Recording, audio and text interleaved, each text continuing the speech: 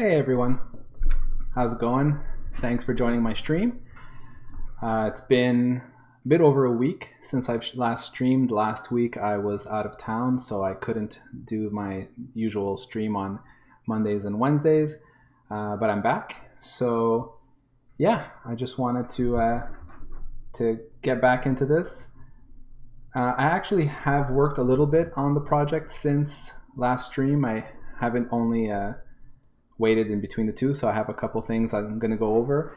I put together a little agenda of stuff I'd like to go over and things I'd like to do tonight on today's stream. So first thing I wanted to talk about was David Parrott's tweet. So just want to bring this up. Give me a second. Here.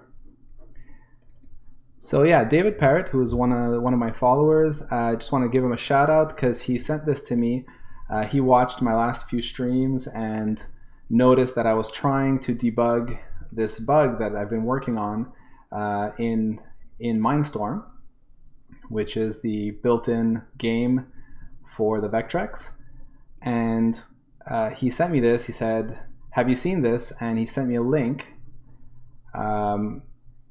Specifically, the link was to this site where there's actually the full source code to Mindstorm here, revision C, which is the one that is built into the BIOS. There is also a revision, well actually I might be wrong, I think revision B is the one that's built into the BIOS. Revision C is one that has some fixes in it.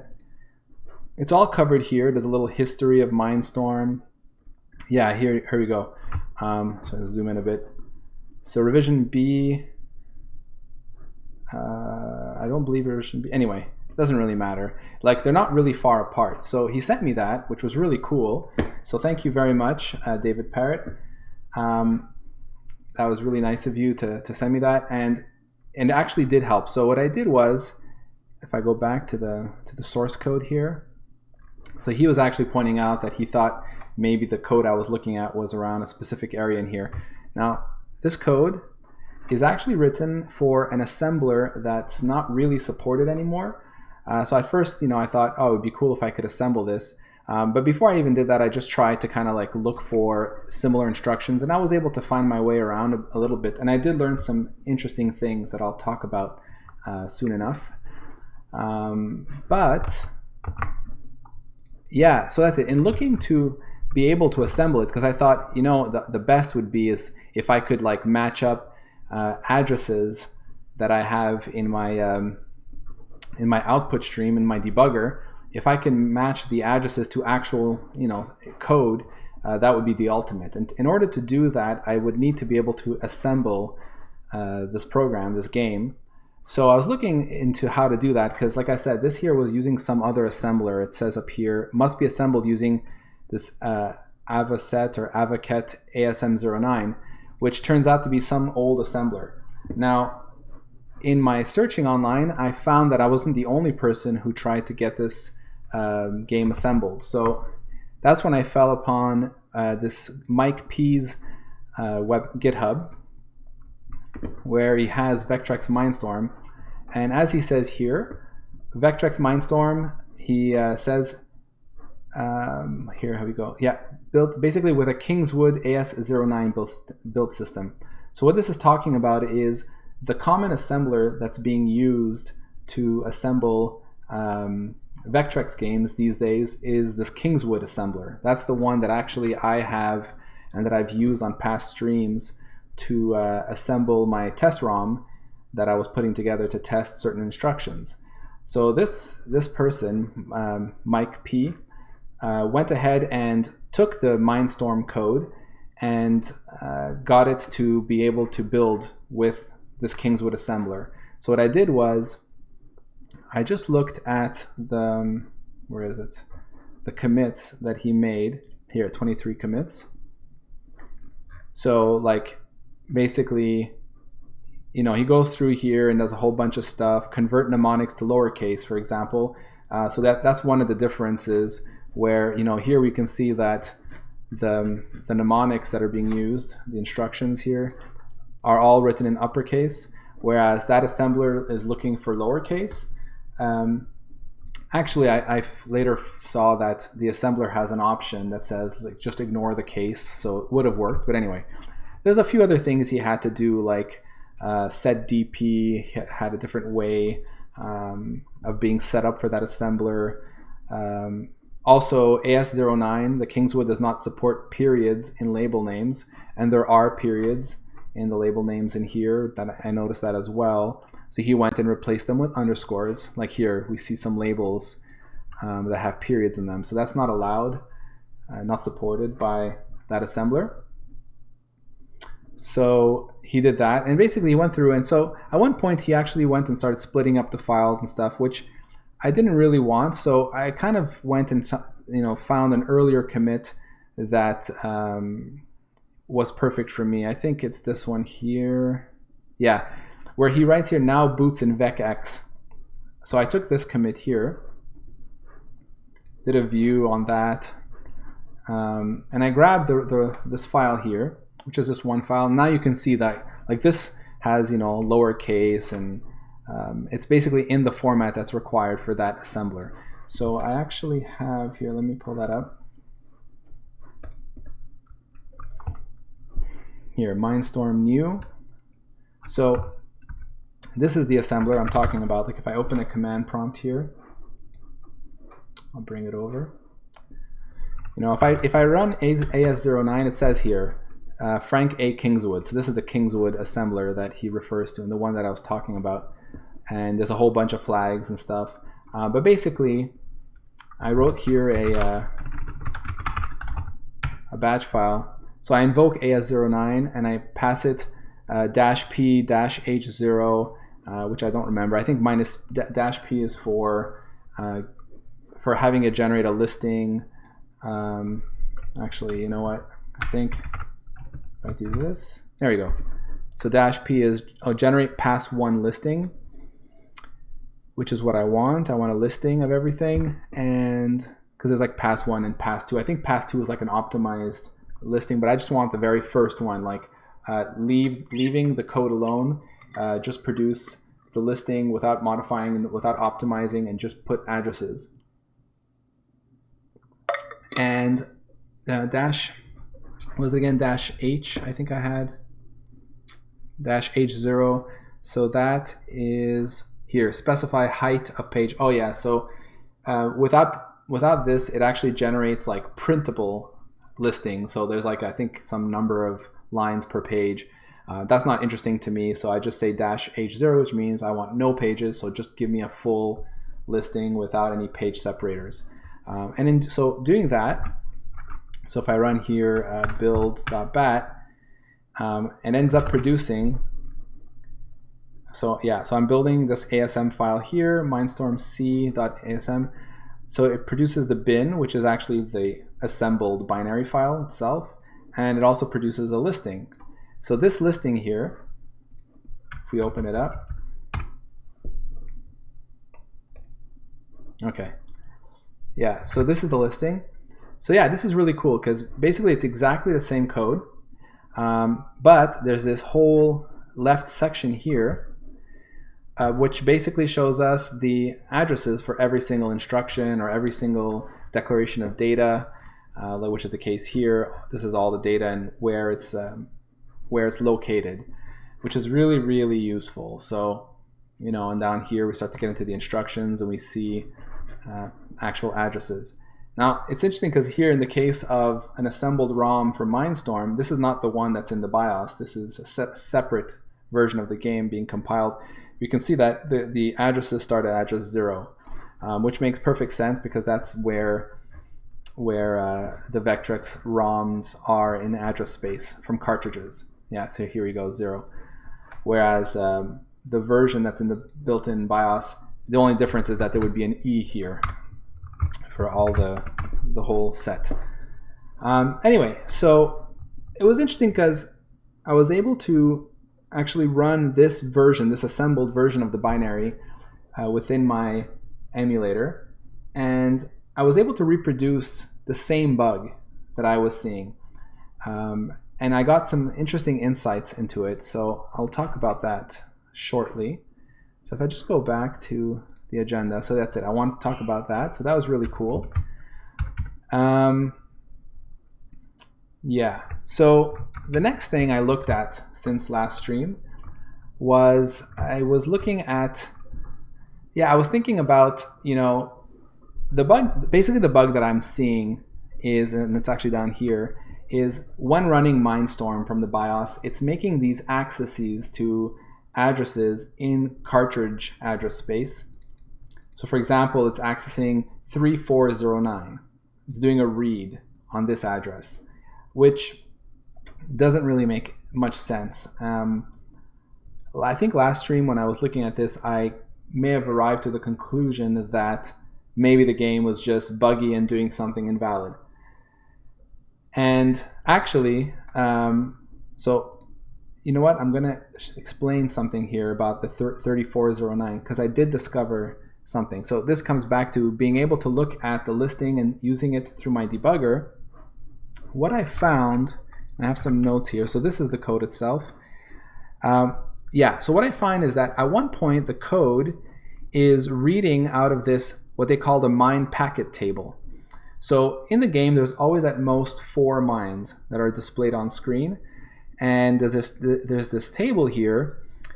It's actually a table of addresses. So it's like a jump table. For each one of the mines, there's an address stored in memory here, here, here, and here. And what it does is it says, read the address here and then jump to that location.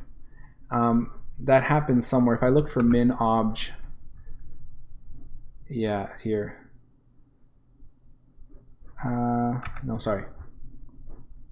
Here. So at some point, it's actually down here in the draw function. So what it's saying is, okay, we need to draw each mine. Each mine has its own way of being drawn depending on different states, and so what it does is it says, okay, I need to load into X that table, the beginning of that table, and then it goes ahead and says I need to load which one of the 4 mines I'm interested in, which is an offset into the table, 2-byte offsets because it's 2 bytes per address, and then it does this shift left because actually what it does is it stores 0, 1, 2, or 3. And then it shifts it left, which is basically multiplying it by 2 to figure out the offset. So it's like 0, 2, 4, or 6. So that'll be an offset into that table. And then it reads that address there and uses it. Now, the bug that I'm finding is that it's actually at one point, rather than storing 0, 1, 2, or 3 into this min-pack offset from you, we're getting a value of 4. And so then what happens is that we're reading in 8 bytes past this table, which now having the code, what it's showing me is, if you look at it here, right, we have 1, 2, 3, 4, that's 2, 4, 6, 8 bytes. Right after the 8 byte, we fall into this instruction. And in fact, this instruction here, push SDP, let me show you what that looks like in the listing that we have. This is why it's so useful to have the listing. So here's that same bit, right? That same piece. We can see that the 4 values would be at 026C and all that. And then at 0274, this is where we end up reading from. And right there, this is push SDP, which is in hex 3408. So 3408, that's the value that we end up reading. And when we read this 3408, we are reading in, like if we instead of interpreting this as an instruction, we're interpreting this as an address I need to read a value from. This is an address that's in cartridge space, address space technically. And that's the bug that is that I'm seeing in my emulator, that we're catching in my emulator.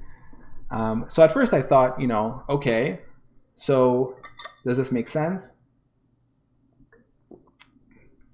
And I tried to read this code and understand the way it works and stuff, and it doesn't seem to make sense that we're reaching here.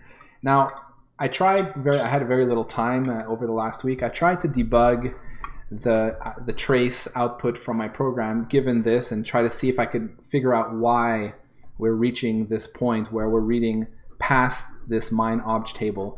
I wasn't able to figure it out. It's a bit complex. I would need to spend a bit more time reading this code. But before I did that, I had this other idea. I thought, if it is a bug, maybe it is happening in the real game and it just has no effect on the actual output. And maybe it's okay, right? Like maybe it's fine that it's reading at 30 this value and doesn't really affect the gameplay. So my thought was, why don't I see if an emulator that actually does work, when it runs the game, does it ever get a read at, you know, in this address or in this address space, basically. So that led me, so if we go to back to my agenda here, so that led me to this, the Vectrex emulator by Valavan Manohararaja. I don't know if I said that right, but let's say I open this up. So this is actually a pretty old emulator that for the Vectrex. It was written a while ago, I think in early, looks like, yeah, 2002. But you know what? It works. It still works. The code is really clean, really simple. It's written in C, and it uses DirectX. And you can see some nice screenshots here. You know, this is Mindstorm.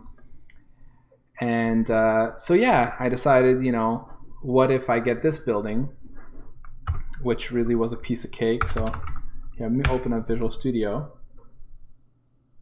and just give you guys, just show you what I mean.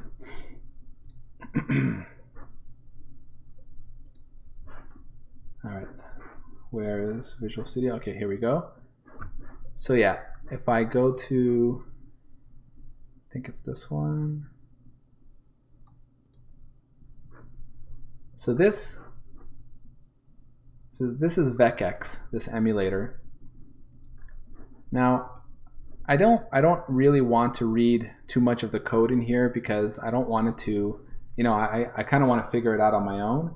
So I'm not really looking too much at how he implemented it, although it, you know, very briefly looking over it, it looks very clean, very straightforward, very simple, which is nice. And it runs. The only problem is I don't think I can show it on stream because I noticed that when I run it, it launches on my primary monitor, but when I bring it to my secondary monitor, it stops rendering. So this looks like to be some kind of direct draw problem of, you know, not rendering correctly. You see here, basically it's frozen here on Mindstorm here, but when I move it to my other screen, which you cannot see, I mean, I wonder if I can do, maybe I could do a capture. Let me try this. I was just thinking about this. Maybe in OBS, I could do a window capture. Let's see here. Make source visible. And yeah, you know what? I think, okay, there we go. I'm just gonna do this for now. Okay, yeah, there. That's cool. So by capturing with OBS, you can actually see. So this is Vectrex running, right? So I'll just put that over here.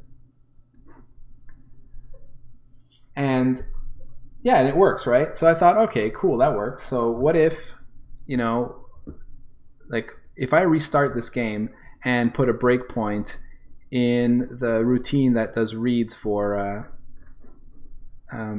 that does memory reads, you know, what will I find that it reads out of that address space? And the answer is no. It's exactly what I did. I went somewhere in, where is it? Is it here? Yeah, I think here.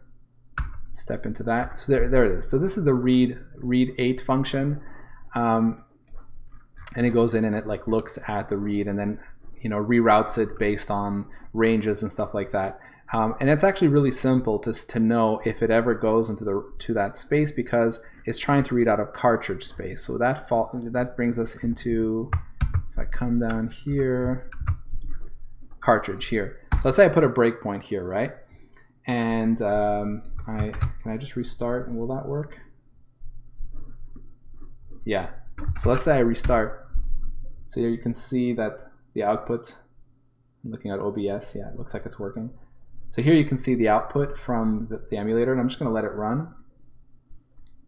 Okay, so here's the first time we get an access into cartridge space, and this actually is reading at address 0. This is totally expected because at one point, as we saw in an earlier stream, the BIOS will want to detect if there's a cart that's currently in, and it does that by reading starting at address 0, and it looks for this copyright string.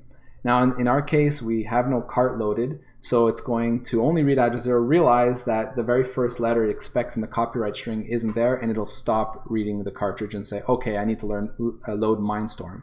So if I hit F5 to continue, oh, okay, actually looks like it's reading more than just address 0 here. No, let me just check. Do I have this set up to read a cart? Because that might explain that. Oh yeah, that's why. Okay, so this is actually reading that compiled Mindstorm C that I was talking about earlier. So let's remove that because this will make more sense. So I'll restart the emulator. Okay, so there it is. And we're gonna get that read from address 0, and then after that, no more reads because it'll realize that the string isn't there. Okay, so there's the breakpoint for address 0. Hit F5, and now Mindstorm starts, which is totally expected. And here's the thing, right? It starts, and I let it run for a really long time, and it never breaks in here. Whereas on my emulator, it does. It breaks in here within the first 10 seconds or so.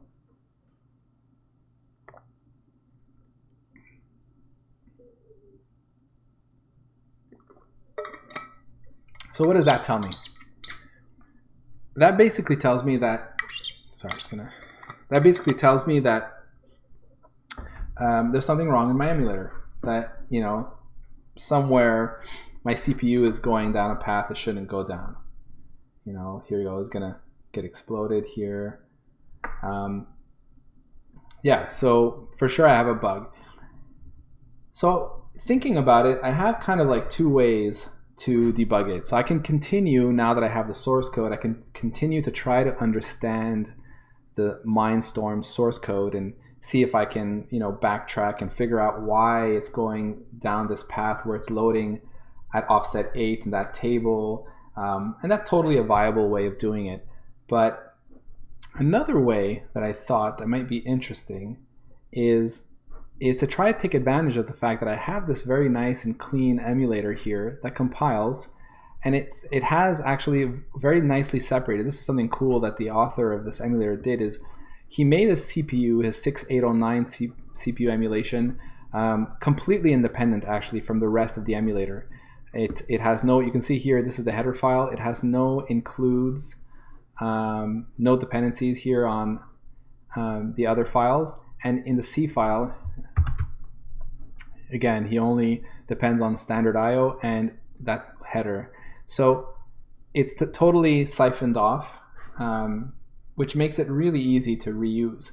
So what I was thinking is, maybe what I can do is just, you know, take this CPU emulation and like fit it into my emulator, and then run my emulator. So it's just a CPU that will be replaced, but have my debugger running with my trace and all that, and have it run the same thing and produce the trace output. And, you know, just kind of like get a certain number of, like just get the trace for a certain length as a file, then do it with my CPU and then compare the two and see where they differ. You know, the moment they differ is probably the instruction that needs to be fixed. And I figured this will be really cool because this will be useful just in general to like as a sanity test, you know, for you know, make sure that my CPU code makes sense. I know this emulator works. I mean, I don't know if it's perfect. I don't know if its CPU emulation is perfect, but clearly it's good enough to be running all these games. I believe Vectrex has actually been ported to many, many different platforms. When I look online, I know it's been ported to Mac, to Linux. I think it's also been ported to DS, to Wii, and other consoles. So I think it's you know, it's a decent emulator and it looks good. So, and you know, I don't really have other ways to like test my CPU emulation. Like there isn't like a nice test ROM, and I could take the time to write one, but it would be a hell of a lot of work. I don't have one of those really cool carts that, you know, you can put like a SIM card in and pop it into a real Vectrex emulator. I looked into that. There's like one guy in like the UK who makes them, you know, by request, and they cost, you know, fairly expensive. I think I last saw it was like 90 euros or something. You know, maybe eventually if I, you know, feel so inclined, I might go ahead and get one. But in truth, you know, I'm not developing Vectrex games, so I'm not sure I would want that. Okay, so I just got a breakpoint, and that's because, you know, it started all over. Looks like it reset or something, and once again it's doing a read from address 0 to find out if there's a cart, and there isn't, so it starts Mindstorm all over again. So I think that's what happens when you die and lose all your lives. It like kind of does a reset in the BIOS or something. So okay, so go back to my agenda here. Yeah, so we went over that. So quickly, I'm just going to go over some of the changes I did since last stream, just to like bring you up to speed, since there were some changes. I'll bring that here. So again, guys, like if you're interested in looking at the code, it's all up there on GitHub, and you know, feel free to take a look at it, and if you have anything you want to say about it, that would be cool. So yeah, let's go over my commits here. I don't have to go over all of them, just kind of highlight a couple of interesting ones. So what is this here? Allow reading from byte 0. I think, let's see, 12 days ago. I'm trying to figure out where I was at.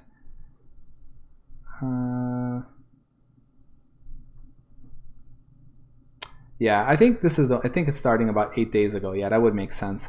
So here I did one change, which is load symbols now supports multiple symbols for a single value and displays them all. So yeah, so given that now I have this source code for Mindstorm, and that there are actually a lot of symbols in here, like all of these up here, these EQW, like these, you know, actually a lot of these are just values, but there's a few in there that are actually addresses.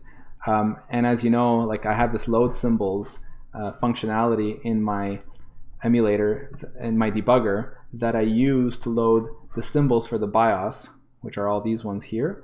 And I thought, actually, I'd like to be able to load many symbols. And the thing is that sometimes, as is the case here, like in Mindstorm, it'll have a label for a specific BIOS routine that's different from the one in the Vectrex.inc. And the way I had it was I had a single map. So basically, like it would just replace, you know, the symbol with the latest one that was loaded. But I kind of wanted to have all of them. I wanted to have the one that the BIOS uses, so that when I'm looking through BIOS code, I can match it, and also with Mindstorm. So all I did here was, if I go back to my change, is I changed the code to use a multi-map. So I map an address to multiple strings for symbols. So here's the main part. The map here became a multi-map, and then I just had to kind of change all the code to allow it, you know, instead of inserting the map way, I insert by, you know, key value pair here. And when I output the value, rather than just say output in these squigglies here, just output the value, I output all the symbols and join them with a pipe in between. So this was really helpful for me when I was looking at debugging and trying to understand Mindstorm, and I'm sure it'll come in handy for other ROMs that I'll be looking at. So that was that change. Support loading ROMs with multi-line titles. So this was just more of a fix. I realized that I wasn't loading ROMs properly, and I was assuming a certain format, that there was only like one line for the title of the game, but actually a title can have like 3 lines in it, so not super important. So I fixed that. That was actually to be able to load the compiled ROM of of Mindstorm. Fix ROM loading so that BIOS actually correctly detects them and plays them. What was this again? I had incorrectly assumed that the GGC string followed by the name of the game were part of the ROM header. Oh yeah. So this was just, a mistake on my part. I believed when I first was writing my emulator, I thought that the header at the beginning of the Vectrex title, like this kind of GCE thing that was there, was something that like people who ripped ROMs for Vectrex decided to include in the file for emulation purposes, in order for them to be able to identify the ROM and stuff, which is the case for like the NES.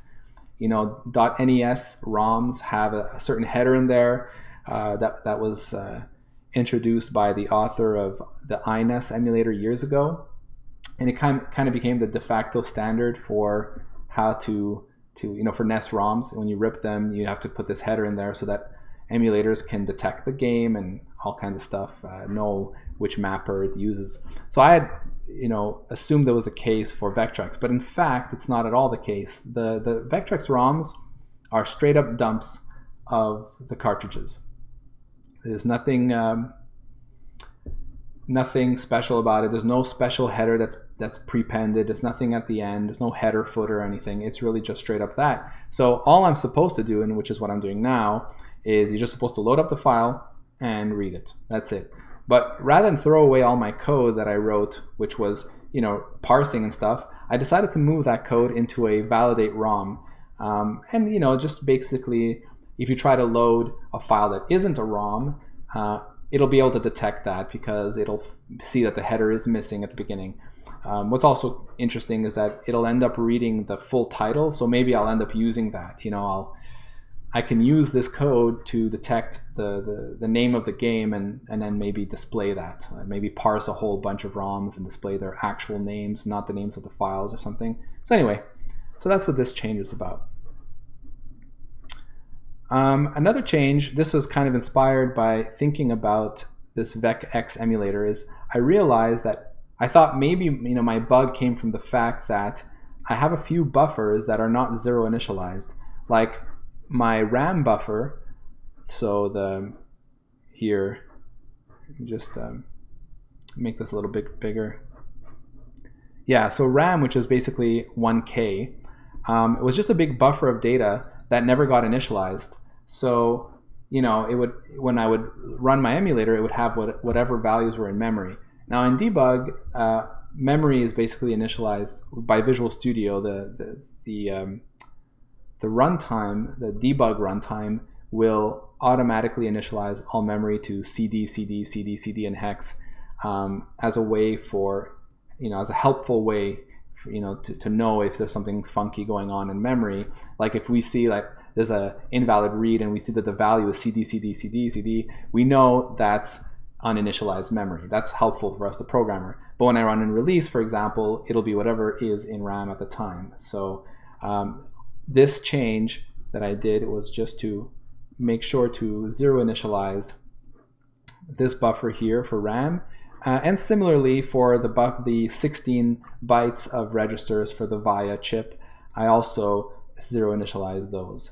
So I did that, but that did not change the outcome. When I ran, it continued to it still continued to have that same access, the same bug that I'm chasing. All right, so finally, the next thing, and this was actually something that I saw in the Vectrex emulator, and it totally makes sense, but I had not found any documentation on this, but I'm sure it's out there. I just haven't seen it. My emulator would forcibly reset the PC to a specific address that I'd pass in the reset call on the CPU, because I know that on the Vectrex it's supposed to start running at a specific address, which is at F000. That's actually the beginning of the BIOS ROM, and that's like where the bootstrap process starts, right? But in fact, the way the CPU, the 6809 CPU really works is that when it starts up, it will automatically read at the last 2 bytes of the address space. And it's reading there to find the initial address to start running from. So what that's all about is, I mean, it's the same thing like when I was working on the NES, the 6502, the NES emulator I wrote had the same thing. It's basically I think they call it a vector table. There's this like implicit vector table at the end of address space. There's one, on the NES there's one for power on and one for reset. For the 6809, there actually may be one for reset, I'm not sure. But anyway, so far I know that for power on, it looks at the last 2 bytes. So that is to say, if we look at my change here, at FFFE, so reading there and FFFF, those 2 consecutive bytes make up a 16-bit address, which we read, and that's what we initialize the program counter to. And it turns out that indeed those last 2 bytes in the BIOS ROM, which is what we load up into the address space there, the last 2 bytes, which lines up with FFFE and FFFF, is indeed F000. So in the end, I mean, it does exactly the same thing that my emulator was doing, but it does it more correctly and makes the CPU a more correct implementation. So that changes, you know, how in my main over here, I was actually getting you know, writing here BIOS routines start at F000, and I was telling the CPU to reset to that, but now I just call reset and it does the right thing. In fact, I wanted to show, just give me a sec. So this is this hex editor that I like to use. So if we look at the BIOS, this is the BIOS ROM. So this guy gets loaded, you know, I mean, it's a ROM, right? Like the Vectrex has it. And those last 2 bytes I was talking about, here they are, F0 and 00. So that's F000 is stored in those last 2 bytes, and that's what gets read, and that's where we jump to start executing the BIOS routines, which is really, yeah, it's not at the beginning here, it's somewhere in the middle of here. Okay, and that's it. So that's what I did since last stream. So we can close that. So go back to the agenda. And yeah, that brings us to debugging this weird address access. So basically, what I'd like to do today is I'd like to do what I said earlier, which is take this CPU written in Vectrex and just kind of jab it into my code, and then, you know, have some way to switch between this CPU implementation and my own,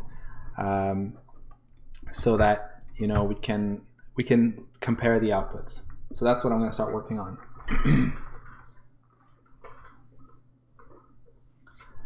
All right, so let's open my emulator.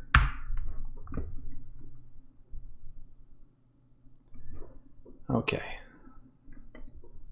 so here, CPU.h.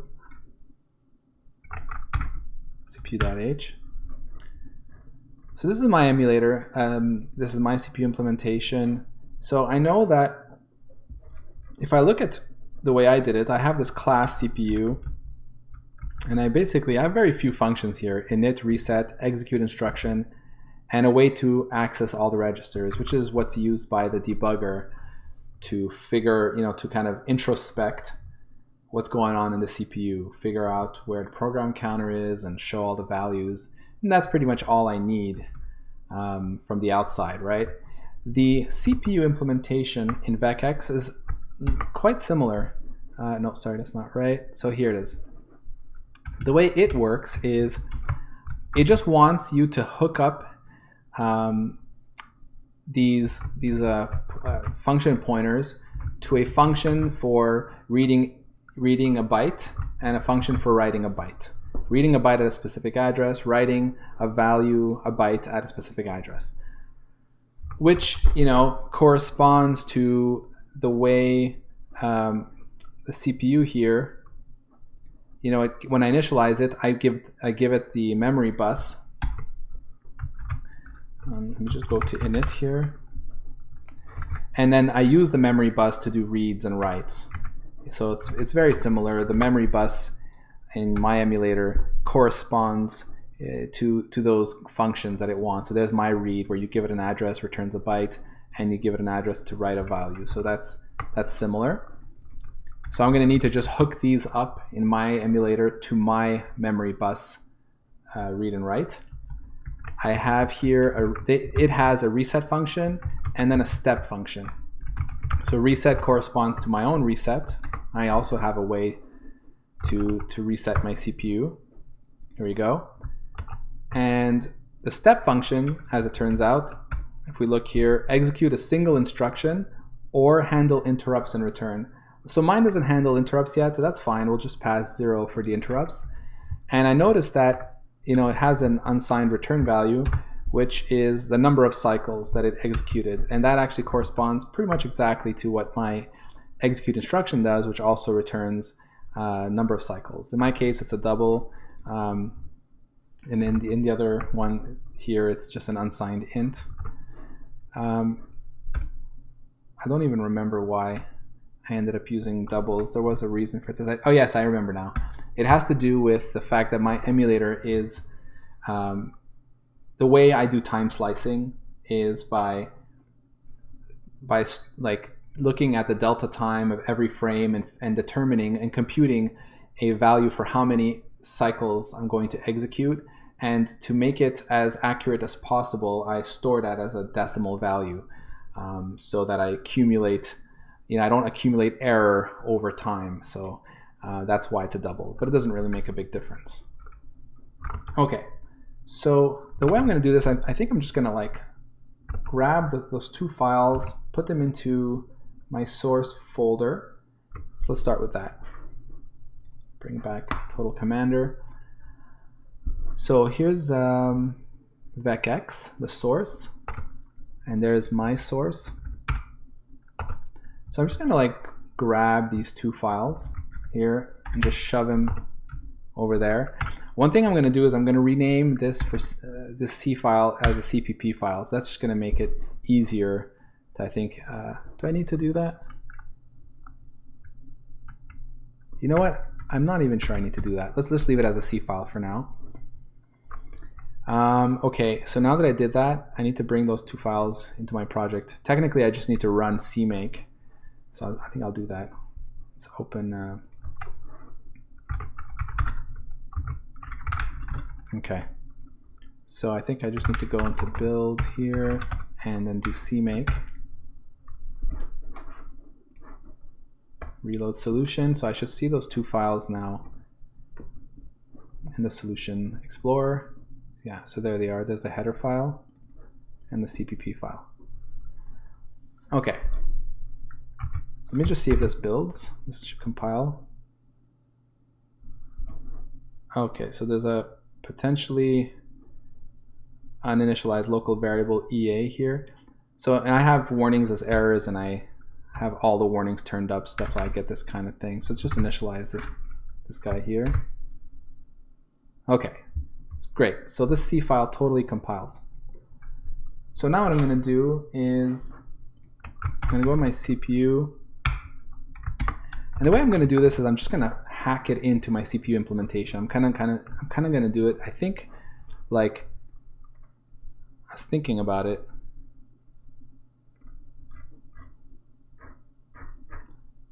Yeah, there isn't much to do here. I think all I need to do. So here's my CPU implementation. I can kind of ignore, because I did this using like a pimple idiom.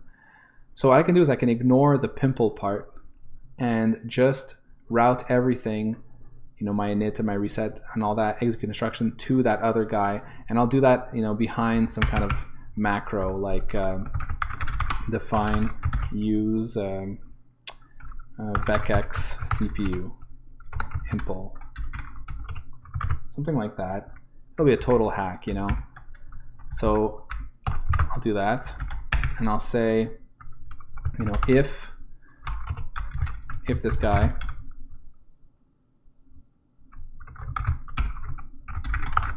so let's include it E6 like that. Great.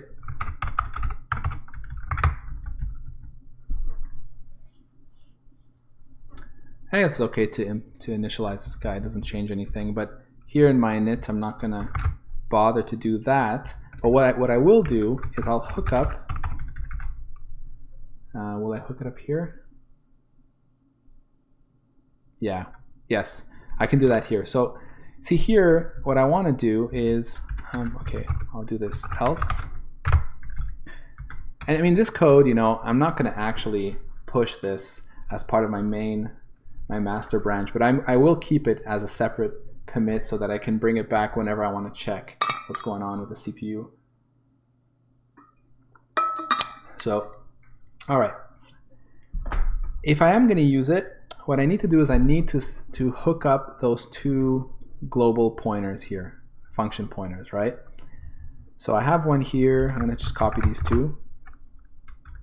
And what I'm going to do is copy them here, remove the extern, remove the fact that it's a pointer, and here I'll call it impl. So that'll be one of the functions. That's the read. This will be the write. So I need to basically write these functions so that I read from through my memory bus, right? So I'm going to totally hack this by storing a global pointer to the memory bus.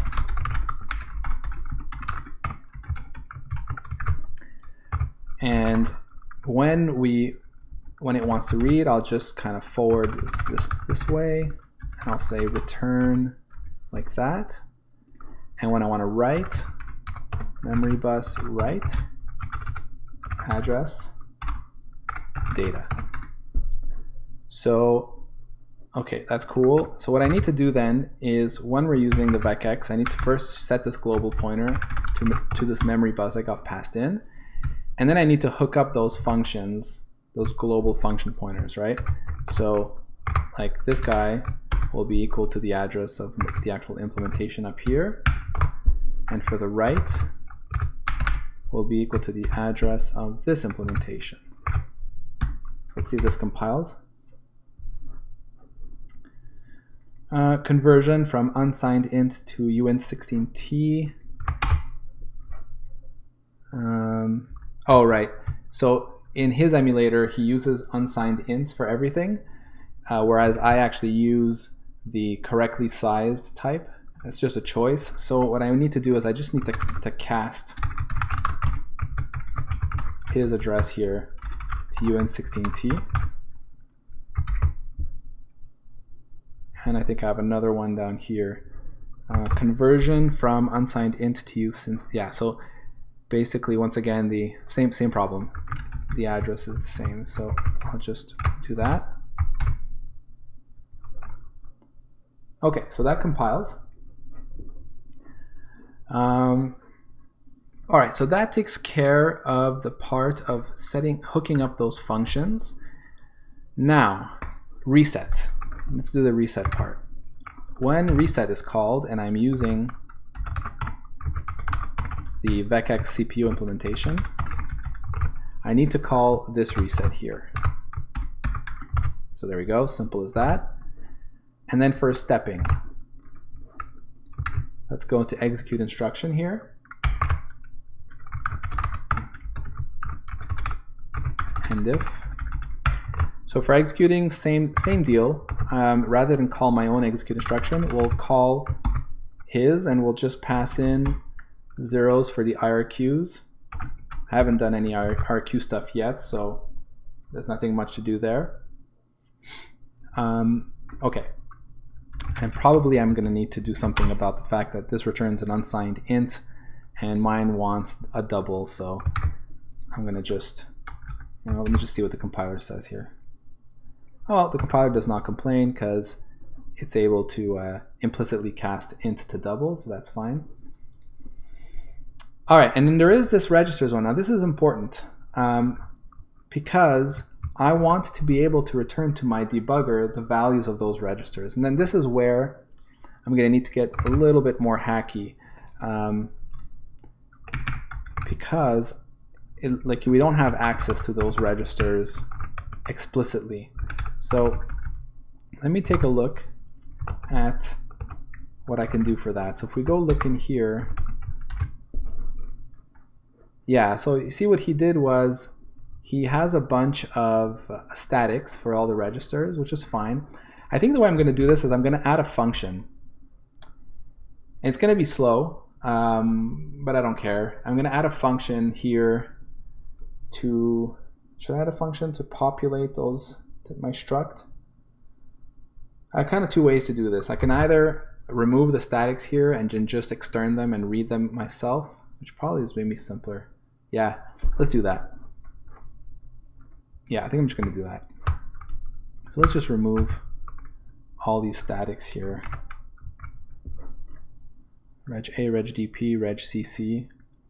It's just from here to here. So let's just take all of this selection and just replace static with a commented out version.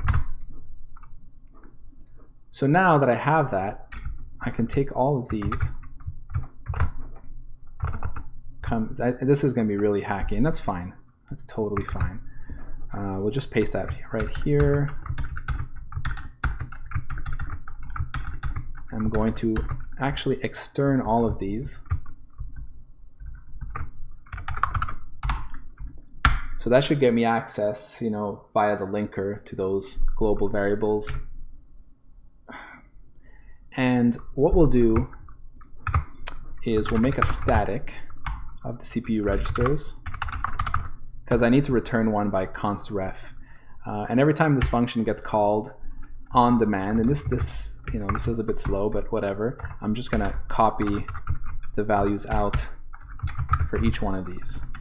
So I've got B, reg B, CC is reg CC,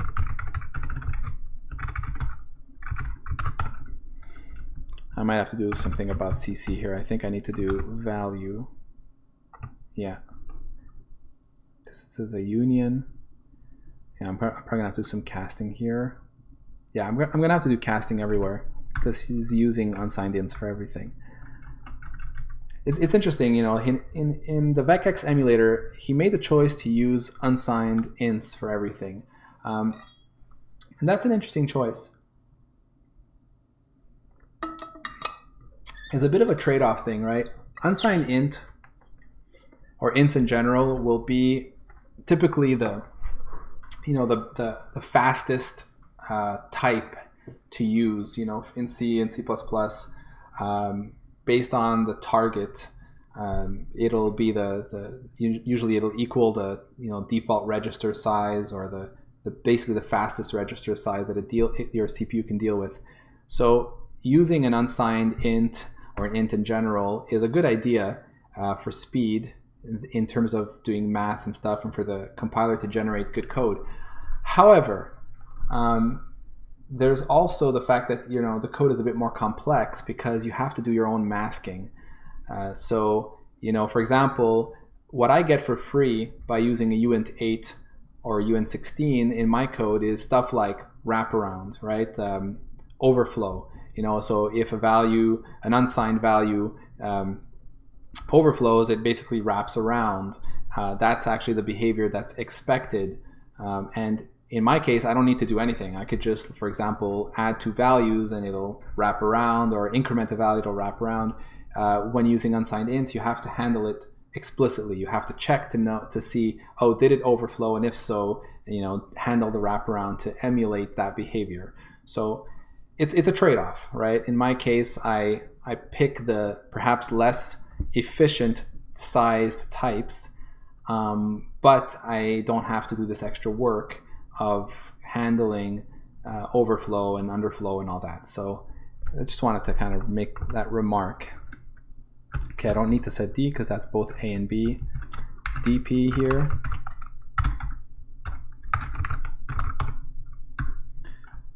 PC is next.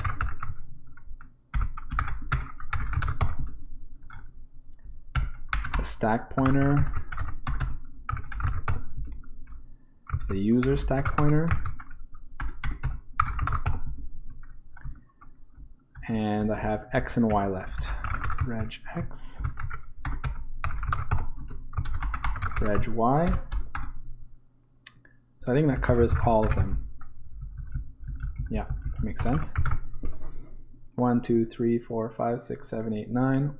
1, 2, 3, 4, 5, 6, 7, 8, 9. Now I'm going to compile, expect to need to cast here. Yeah, exactly.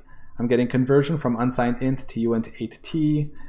So I'm just going to do the casts. Actually, it'll be kind of cute if I do this. Just have this little idea. What I can do here is I can say static cast to the decal type of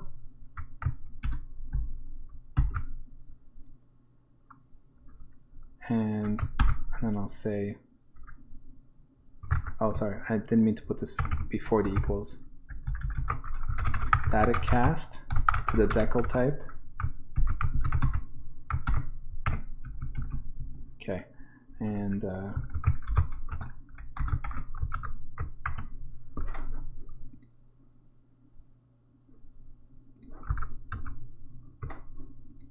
what?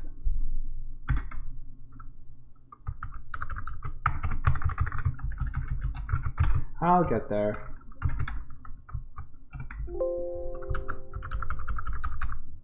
Okay, what I wanted to do is I wanted to grab all of this and just shove it in here, and that did not work. Hold on, like this. Okay, gonna get there. Yeah, did that work? Decal type. Oh, sorry. Yeah, decal type doesn't have, it's supposed to be parentheses for decal type.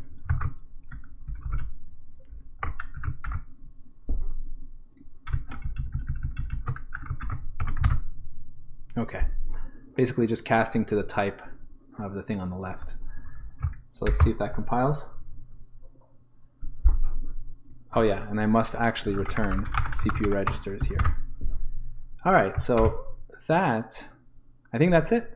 So now I should, in theory, okay, wait a minute. Some linker errors.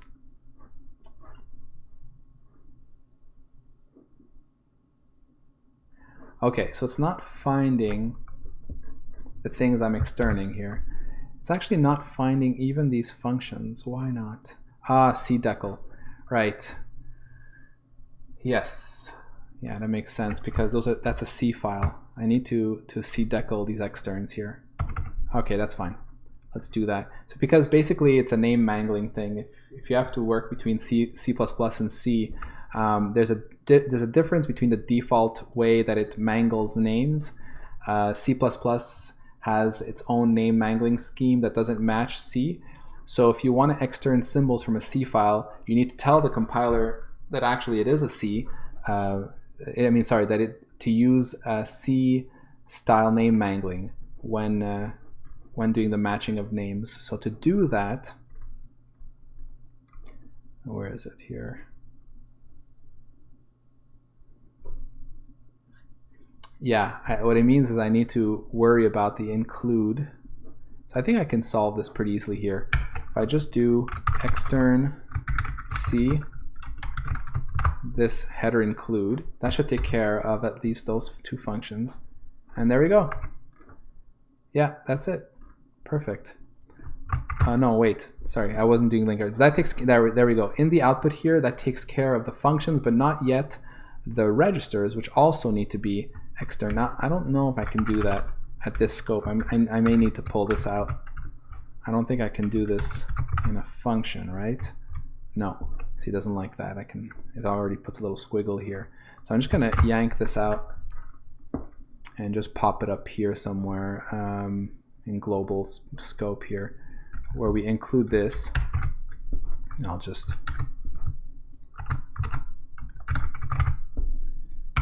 I'll include the header and I'll extern here under the extern C bracket. So that basically says the functions in this header are all C-style functions. So they use C-style call declaration, and these globals, which are in a .c file, are using the C-style name mangling, so not the C++ style, so it'll be able to find them. So now if we build, and there we go. So everything built. So now, theoretically, when I run my debugger, it should be running with that CPU. So let's see if that works. Okay, so far so good. This means that it actually did a read. So let's just see what happens. Okay, yeah, this is the expected loop that I get at the beginning when it reads from D00D. So let's set D00D to FF, as I've been doing all this time. All right, so looks like it's running. Let me just put a little breakpoint and make sure it's doing what we expect. So for example, I'll put one in execute instruction. I'll put one also in the registers call. So when my debugger calls it, we should see what we're doing there. I don't think we're going to get a reset call anymore, nor an init call, but I'll just put breakpoints in there for now. So if I continue, okay, so there's a call to registers. That's coming out of my debugger here. Yeah, it wants to print the operation to the trace, and so to do that, it's asking the CPU for its registers. And what I'm doing in here is we can see like reg A has 129, reg B has this value, reg C. These are all the register values from that CPU implementation, and I'm just going to end up copying them into the static here. So it's got all the values there, and it just returns it. So that's as expected. And then here is the step instruction. So executing an instruction, and that again comes from my debugger running an execute instruction, and it just ran CPU execute instruction, in which case we now just step inside this other guy's the Vectrex CPU here. Yeah, and then it goes ahead and proceeds. So this looks like it's working. Here, let me just delete some breakpoints here. All right, so now the question is, if this is running like this, my first question is, do we get a read in that cartridge space, right? So let's do this. We'll start all over. We'll set that dude register to FF. We'll disable trace, and we will put a breakpoint in the memory bus. No, actually in the cartridge here, and we'll put a breakpoint on read. We expect to get one read for address 0, and then after that, no reads at all, right? The bug that I'm looking at is that, at least with my CPU implementation, we are getting those reads there, the 3408 read. So let's see what happens now. So I'll continue. All right, so we get a breakpoint. There's address 0 as expected. I'll hit a 5. And now it's running. And you know, if everything makes sense, we should not hit that breakpoint again. So I'll just let it run for a few more seconds.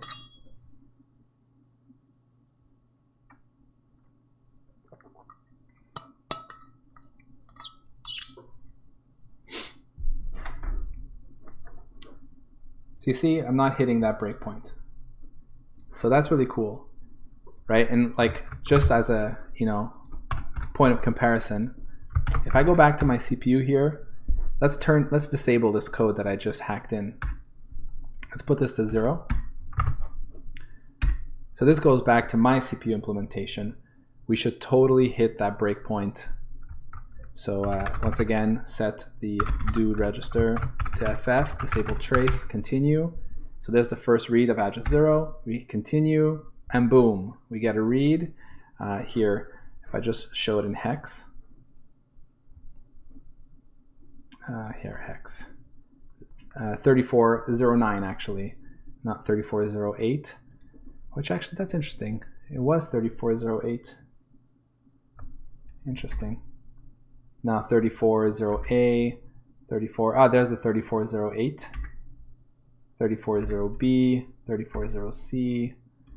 Basically a bunch of weird reads that we don't get with the other CPU. So this is great. So now we're at a point where we can produce a trace, like a partial trace for both. You know, it actually would be really nice if I could make them produce. I don't know if I can. I don't know how to. It doesn't matter. I'll just run it for like a few seconds with one, a few seconds with the other. Store the output in files, and then we'll diff them. So let's do that. I think I have somewhere I kept. Where was it? Debug here. Yeah. So I have here a little batch file I put together where. Yeah, okay, that's it. Where I feed my input text file, which are like some debugger lines I want to execute, into Vectrexy, and then in this case I was giving it a ROM. I don't care about that anymore. But it is nice to be able to mess around with input.txt here, and then I'll be able to route the output to a file. So I don't really need these output files anymore. The input file I have here is, okay, I'm loading symbols. I'll do that because that's useful. I'll set the dude register, disable the trace. I have these breakpoints and stuff. I don't really need those right now. So we'll just let it run for a while and then we'll break. So we'll start with that. Okay, let me open a command prompt here. Let me just see if this actually works. So if I do run.bat and I'll output, then I'll say, so this is like my CPU, right? Yeah. So I'll say my CPU.txt. So ostensibly it's running right now. Let me just take a look at the file size. Yeah, the file size is growing very fast. So I'll just let it grow, let's say to about 20 megs. At 20 megs, we'll give it a, we'll stop. Okay, actually I passed my 20 megs here. So I think I'm gonna actually have to kill the task Vectrexy. Okay. There we go. Okay, so I actually ended up with a 33 meg file. That's fine. Now, let's go and switch up the CPU for the Vectrex one. Let's build it. Oh, actually. Oh yeah, so actually this was not valid because I'm running the release version of Vectrexy. I believe I'm building release with debug info. Okay, let's build the release version. So we're gonna have to redo this. That's fine. So I'll go back to using my CPU.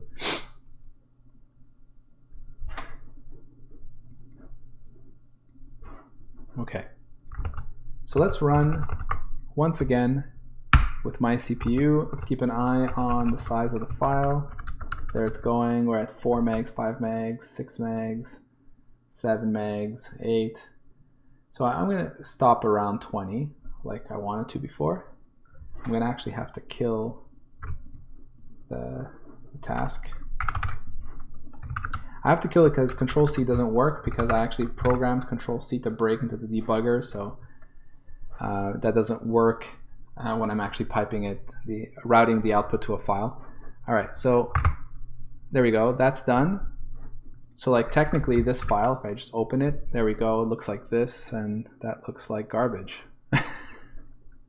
Of course, that makes no sense. I need to not disable the trace. I want the actual trace, right? So remove that. Let's do this again. So actually this should grow much faster now that it's actually getting full trace in there. Yeah, much faster. We should reach 20 megs soon. Okay, so we're there now. Let me kill Vectrexy. Okay, so now let's see if it looks right.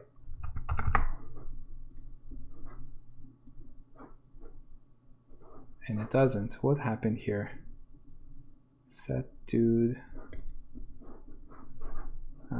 Let's see here, input.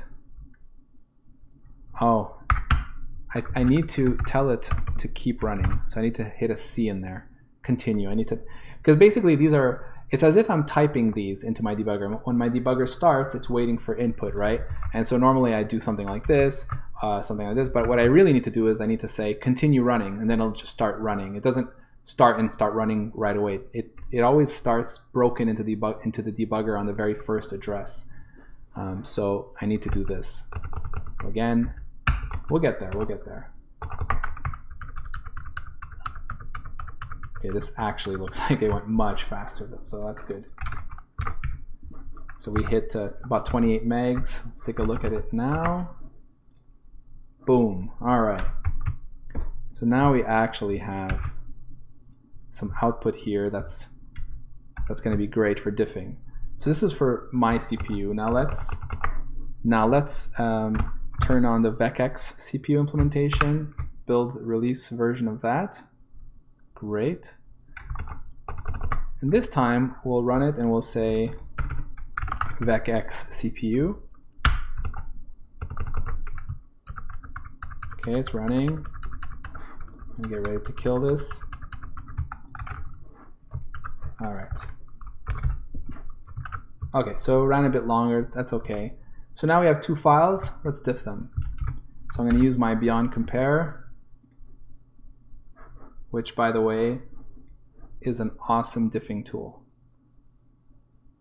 So I'm just going to let it process. It's able to process large files like this. So beyond compare is a champion.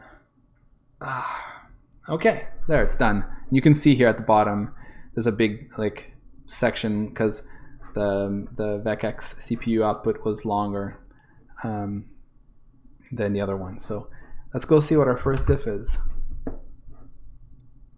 Aha, that's interesting. Logical inclusive OR. So there's a difference in terms of what value. In fact, you know what the problem is? It's not this value. It's the previous instruction.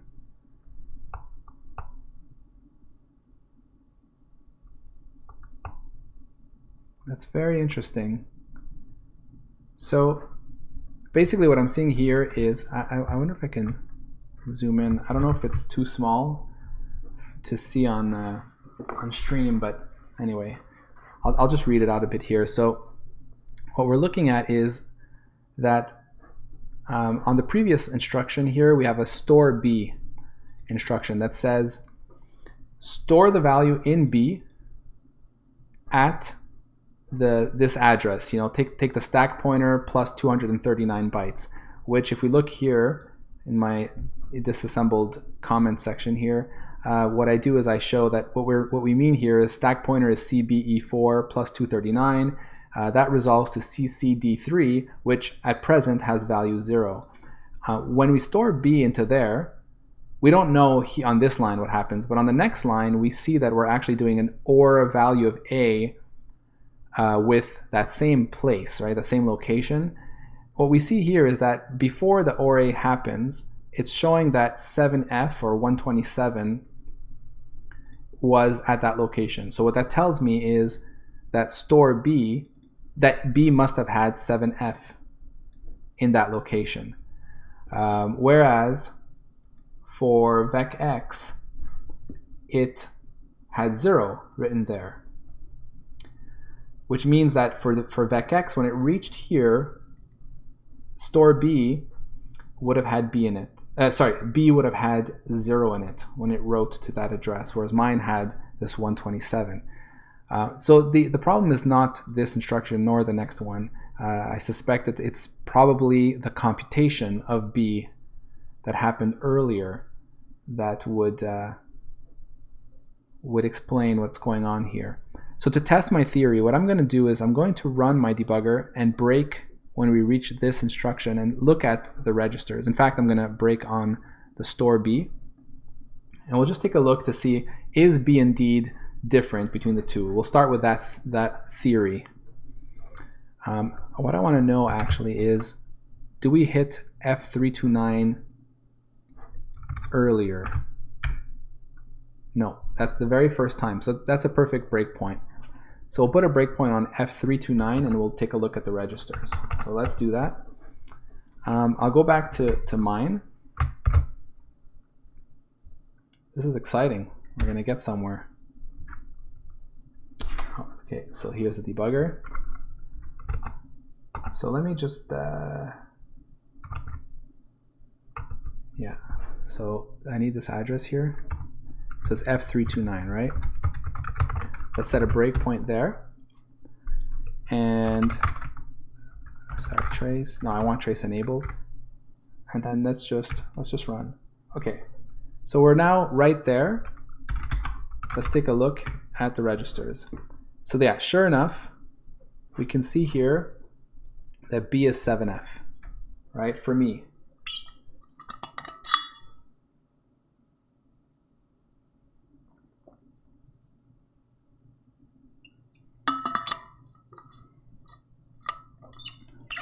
Okay, that's interesting. So what we're going to do now is we're going to just rerun this again with the other implementation, and what we should see is that when we hit that same breakpoint, B will be 0. So let's take a look at that. So it's F329. So let's put a breakpoint there. Info reg. Haha, no. So B is 7F. Interesting. Interesting. That's very interesting. So maybe store B, maybe there is a difference in the way store B works here. Because the thing is, right, like when we compare, what we're comparing here is we're comparing my disassembled output with my help, with my comment section here. And this is, my own interpretation of, what the instruction is doing. And so maybe I'm wrong. So let me think a little bit for a second here. Store B. What I could do is CCD3. So I expect CCD3 to be actually what will be written to. So this is running the other guy's implementation. So what I can do is I can put a little breakpoint into the right here. Okay, so this is not working because we are in release and I have no debug symbol. So let's switch to debug here. I'll redo this again. We want debug symbols here so we can see what's going on.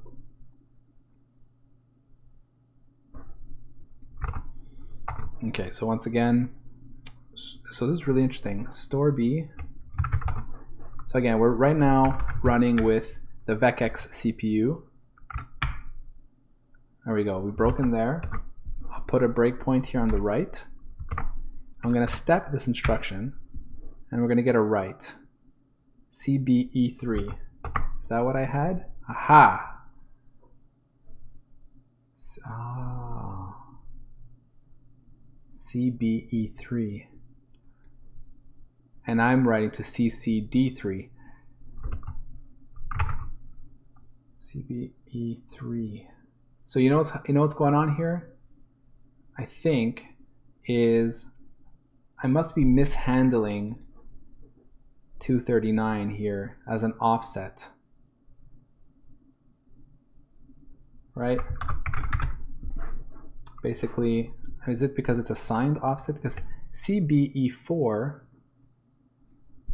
if S is CBE4, and we want to offset it by 239,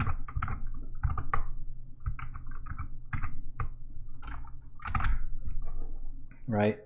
239. So 239 is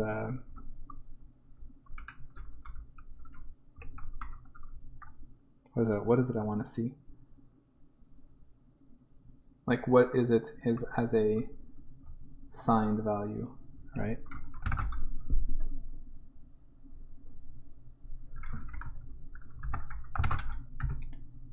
No, that doesn't make sense either. CBE3, why would it do that?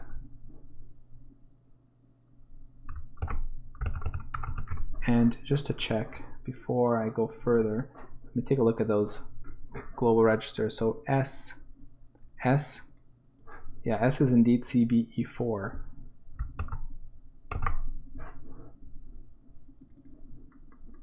I must be handling this incorrectly. This this addressing mode, I must be doing it wrong when trying to read the offset. That's what I'm thinking right now. So probably the best thing for me to do is to step into the implementation here and see what it's actually trying to do when it figures out that offset. It looks like the offset really should be -1, right? So let's see why it computes that and how that differs from mine. All right, so let's put a breakpoint again on F329.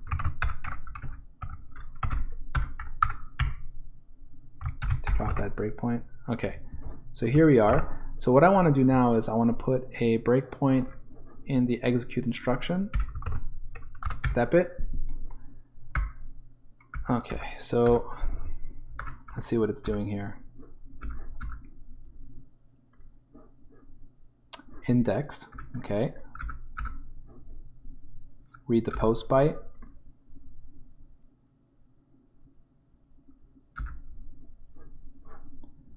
Right. Okay, so that's it. This is the R. So wait, what case are we in here? Oh, that's interesting how he did that. So it's 7F. 7F here. So that's, okay, so basically it's the case where you have a R, he says plus -16 to -1.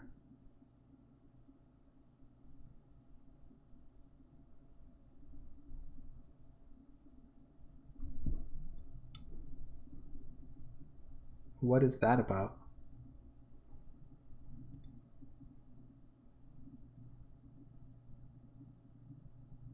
What does he mean by that? Let me see what he's doing here. Okay, so this is to figure out which register to read from. I do the same kind of thing where I figure out, I get the register. He's got a little table that points to the registers. He must have set this up somewhere. Yeah, there we go. So it's XYUS. We know in our case it should be S. Yeah, so that's index 3. He takes the op and he masks off just the last byte, and then he subtracts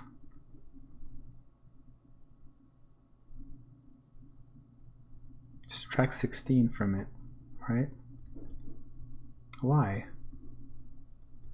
This is not what I read in terms of this addressing mode. I'm just going to compare this to my own indexed code. So what we're looking at here is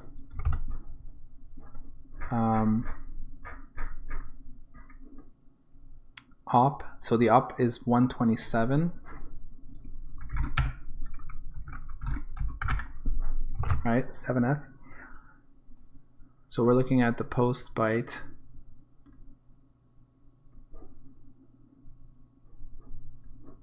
Else switch post byte. If I look only at the last 4 bits.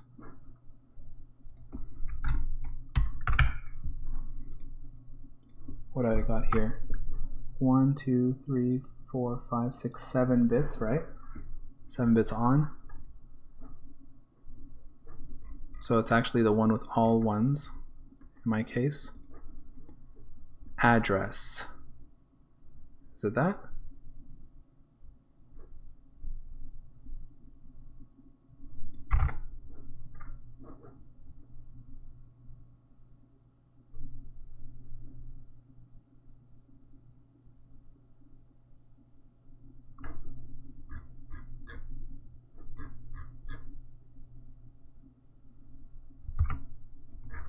Let's try to figure out what I'm doing with my code here.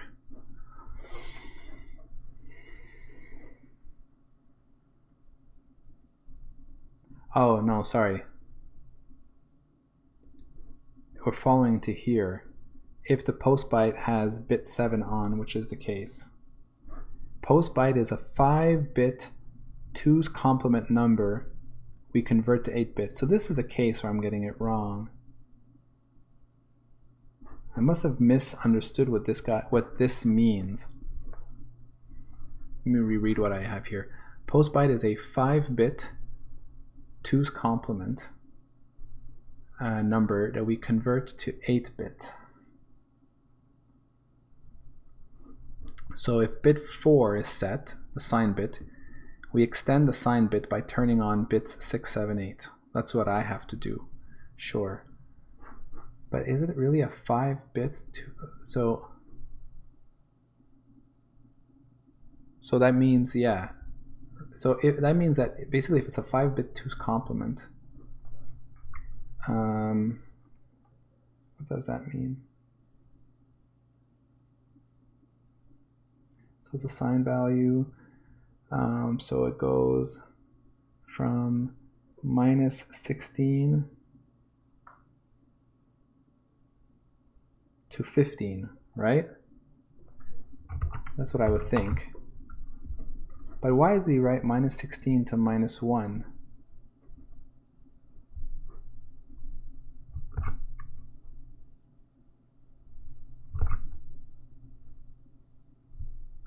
Wouldn't that be what a 5-bit 2's complement value means? It would basically mean that it's like having, so, am I right? Yeah.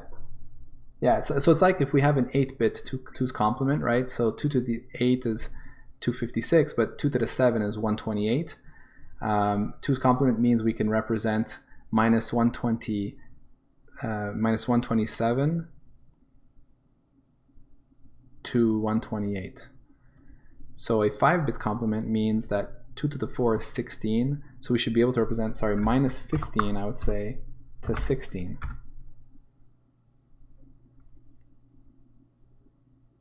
But you know what? I guess I must have misunderstood what it really represents. So let me take a look.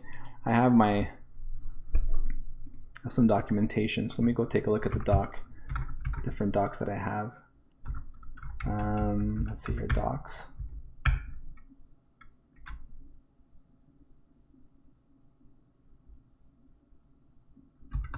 No, let me look at the books I have here.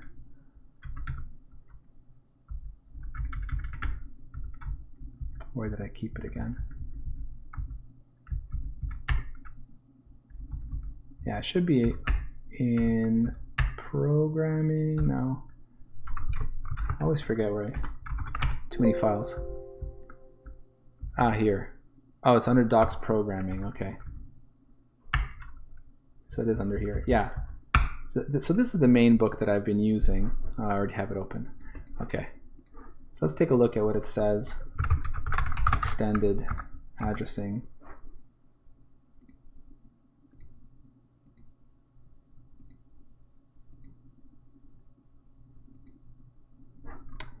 Okay, let me zoom in a bit here.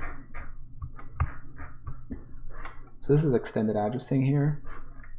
So this is the most complex of all the addressing modes. So what we want to see is the case where bit 7 is set, which is a special case. Let's see if we can understand what it's trying to say here. Oh, no, sorry, not extended, indexed. Well, I said extended before, I meant indexed. So this is a very complex addressing mode, and clearly I'm getting it wrong. So let's see here. So yeah, I'm sorry, -16 to +15. Not minus, yeah, -16 to 15. Like -128 to 127 for an 8-bit. So that would make sense to me. So when this mode of addressing is used, a 2's complement offset and the contents of one of the pointer registers are added to form the effective address of the operand. The pointer register's initial content is unchanged by the addition. 3 sizes of offsets are available. Okay.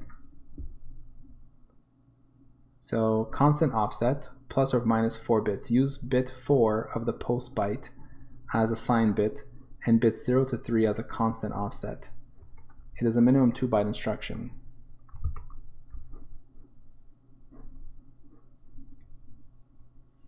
So here I'm computing the offset. So let me think about this. Maybe, actually, clearly there's something wrong with my code, because the offset we were getting was much larger than minus 16 to 15. So there's clearly something going on here.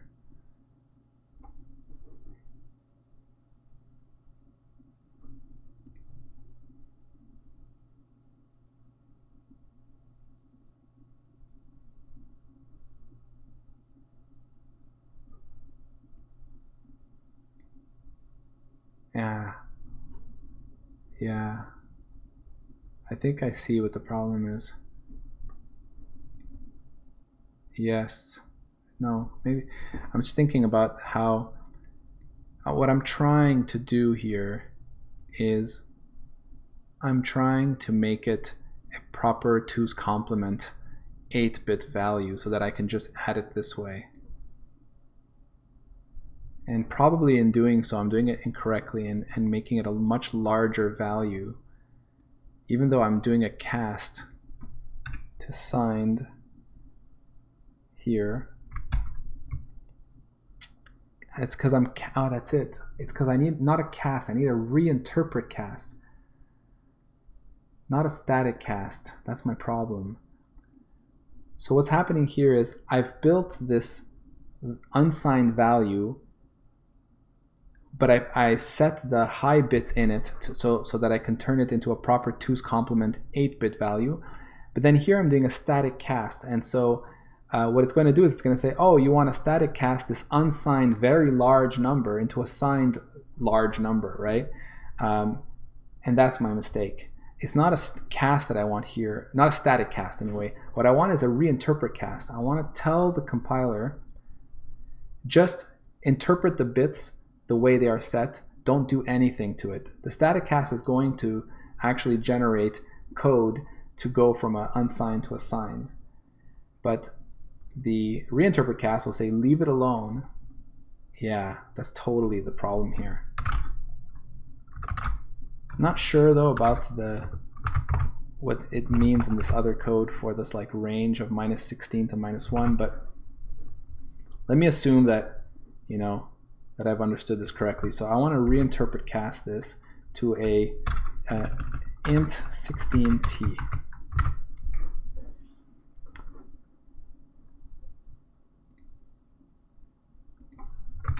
Let me just stop this now.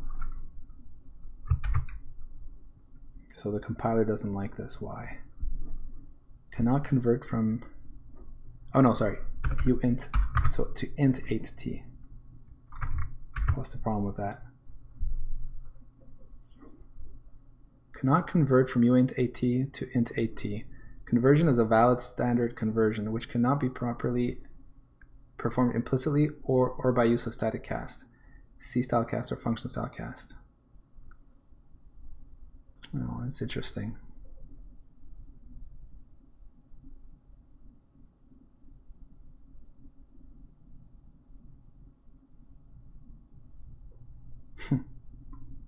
Right. Basically, this is like undefined behavior, what I'm trying to do here. And the compiler doesn't like it, sadly.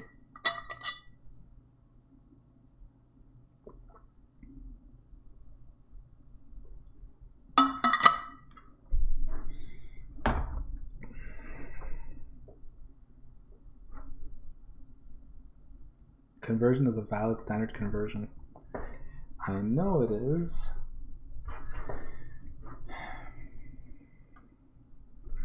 So what if, I'm thinking, what if I just make this signed in the first place?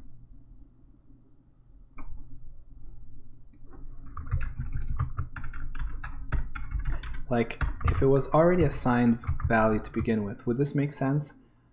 I think so. Take the post byte, the fact that I'm doing it this way means that it will definitely remain positive. There will be no sign extension produced because I'm only ANDing it with these low bits. I'm zeroing the top 4 bits here, so there's no way that it can be a negative number. And then I'm going in and shoving in ones up here. Technically, we know this one. Sorry. Is this even correct? Shouldn't this be a 1? Oh no, sorry. We're saying if bit 4 was already set. So this one is already set. I mean, I could put a 1 here. It wouldn't matter. It's already 1. And then this just forces 1s into the top 3 bits there. So now it's signed, and I'm forcing 1s, making it a negative number. So I think this will work. So let's see.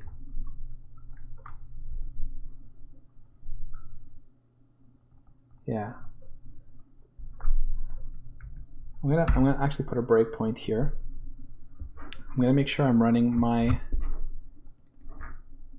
CPU, which I am not. Okay, so let's build this. Let's get that address again for the store B. It's right here, F329. Set a breakpoint here, and just run. Take off this breakpoint.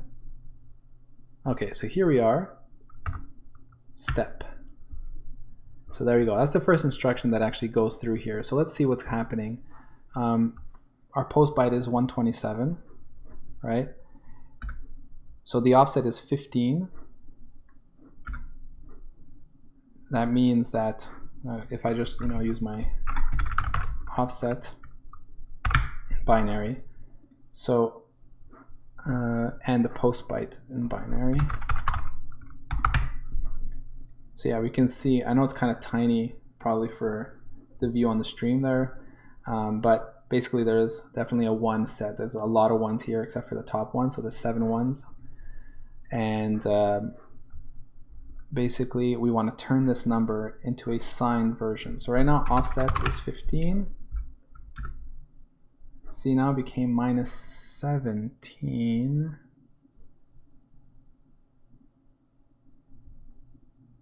That's not right. And actually,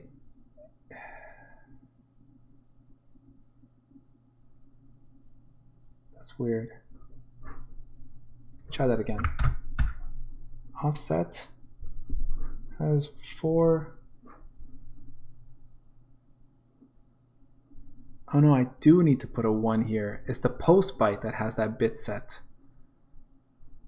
I need to sign extend. Yeah. If bit 4 is set, then we extend the sign bit.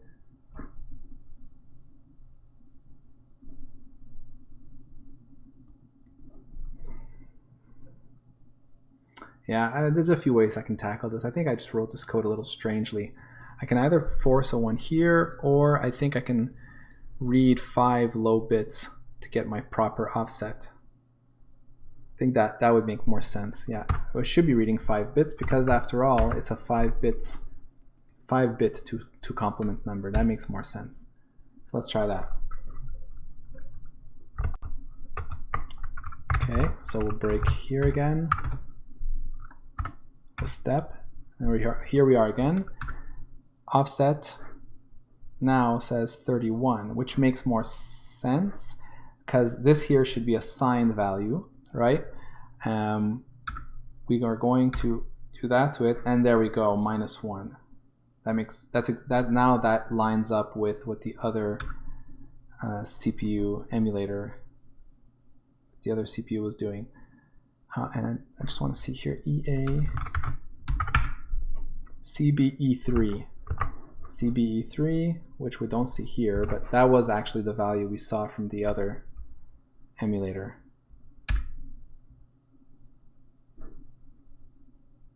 Okay, so the reason why it's not showing correctly here is I need to go and fix my debugger to compute the correct address and print it here. Yeah, very interesting. So I think this is right. So what I'm going to do now is I'm going to go fix my debugger. See, unfortunately, to make my debugger completely independent of the CPU, I have to kind of duplicate logic like this, which is really crap, but c'est la vie. So here we go. So this is the debugger. Same crap. I think I can copy this.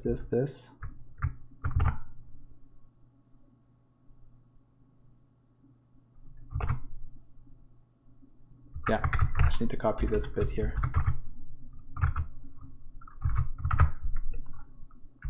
So basically all that changes the one here and the fact that it's not an unsigned anymore. Let's build that. So now my debugger should actually show the right value.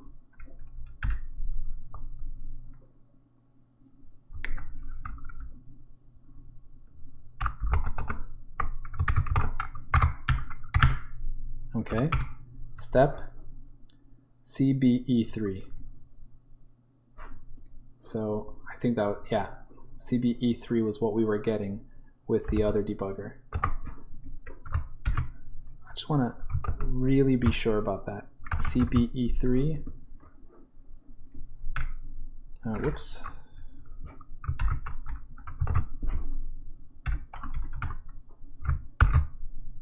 And we'll do another trace compare. Okay, so CBE3.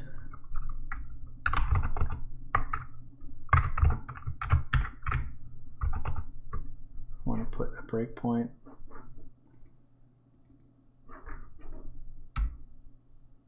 No.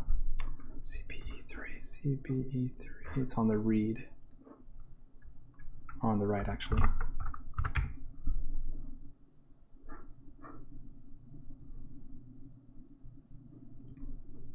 CBE3. Perfect. Okay. So I think that should fix that bug, and it'll be really interesting now to do another trace compare between the two. So let's do that again. So let's go back to mine.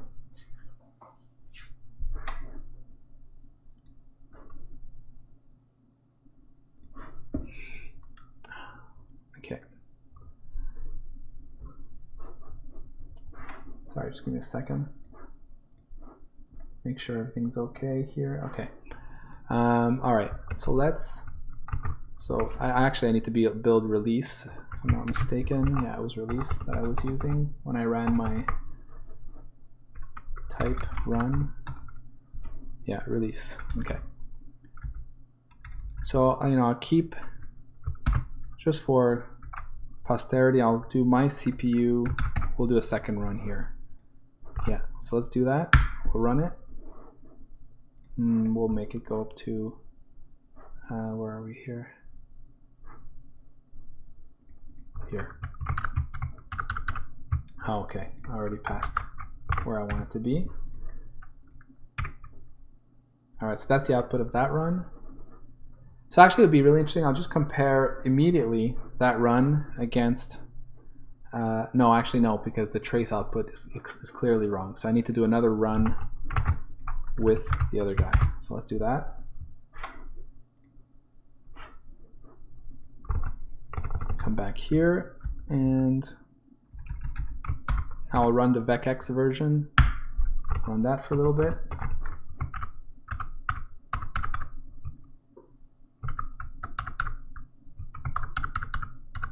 Okay, I can stop now. All right. Oh wow. Almost exactly the same size. Cool. All right, so let's compare these two.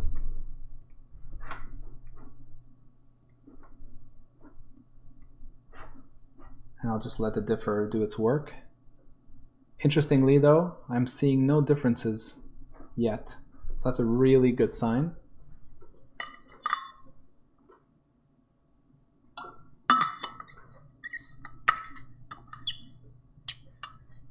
Okay. Oops. Perfect. Wow, this is pretty awesome. Okay, so now if I fix that bug, I mean, I'm sure it's that. Basically, that just messes up everything. And then you can really see how, you know, just how one mistake in your CPU implementation can make the whole code derail. But like, it didn't derail enough to completely break it, but yeah, enough to drive me crazy anyway for a couple of nights. What we're going to do now is we're going to see if we go back to using my CPU implementation with this fix in. I suspect we should no longer get cartridge reads, except for that first one at address 0. But after that, we should get no more reads outside this range. I think I'm going to have to put with debug info here. So this is pretty cool.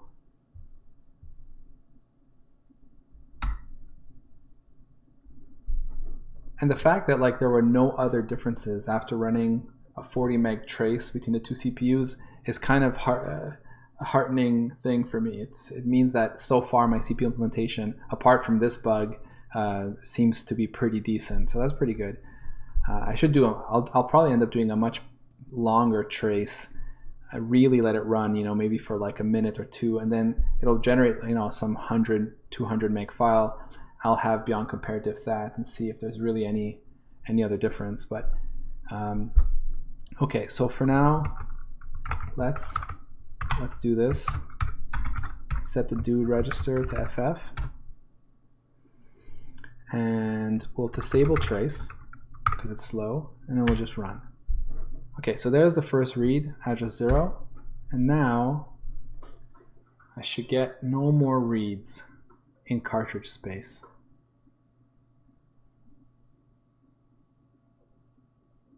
Just like Vectrex.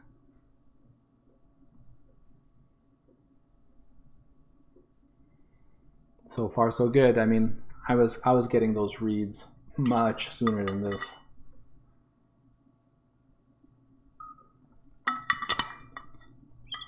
I think I'm gonna call this a success.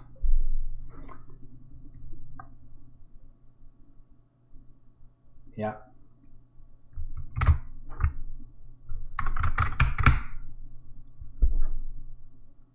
Oh, reading from 1. That's interesting.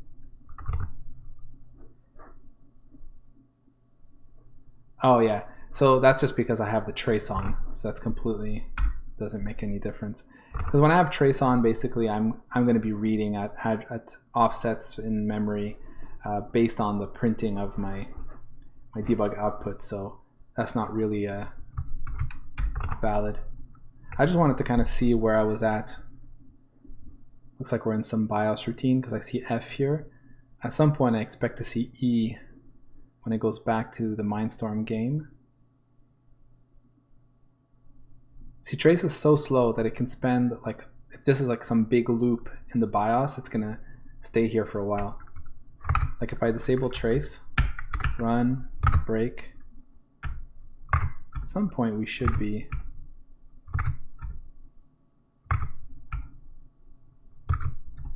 unless we're just really stuck in a BIOS routine, which is totally possible because you know, I have not implemented the VIA registers at all, so you know, probably it's hammering on VIA registers, waiting for some interrupt or some value to be set, and it's expecting it to happen because that's what the hardware should do, and it's not doing it. So that's probably what's going on here. So we're just going to end up stuck in some BIOS routine here. Okay, that's fine. So this is pretty cool. So what I'm going to do is let me bring up my Git extensions here. So let's get this change checked in, committed. I mean, okay, let's bring this up. I don't want to actually submit with this fix all the stuff I did for the Vectrex stuff. That's totally a hack. I'm gonna stuff that into a separate commit on a separate branch and just kind of hold on to that for the future. I should be able to pull that in super easily with the way I did it. But yeah, the real fix is this here. Yeah, actually, it all happens on one line. The fix, it's two parts. It's making this signed and setting this 1 bit here. Very important, because then we turn on just the top 3 bits when bit 4, which is here, is set. And technically I could be reading offset here rather than post byte, but it doesn't matter. But that's it, that's the fix right there. And CPU similarly. Actually for the CPU it's slightly different.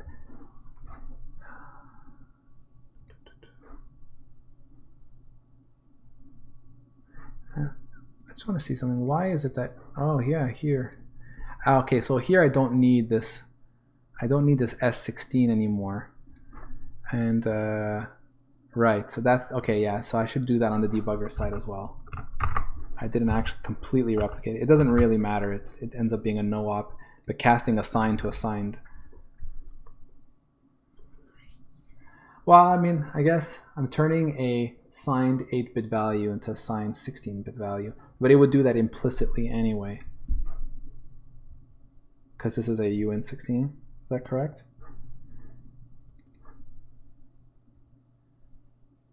Yes. Yes, it would, right? Yeah. Yes, it would have to assign extend the assigned 8-bit to assigned 16-bit to be able to add it. So it turns out that it's going to be the same. I don't know if I want to have this in there or not. Looks like it wasn't necessary. Just think about this for a second. Signed 8-bit being added to an unsigned 16-bit.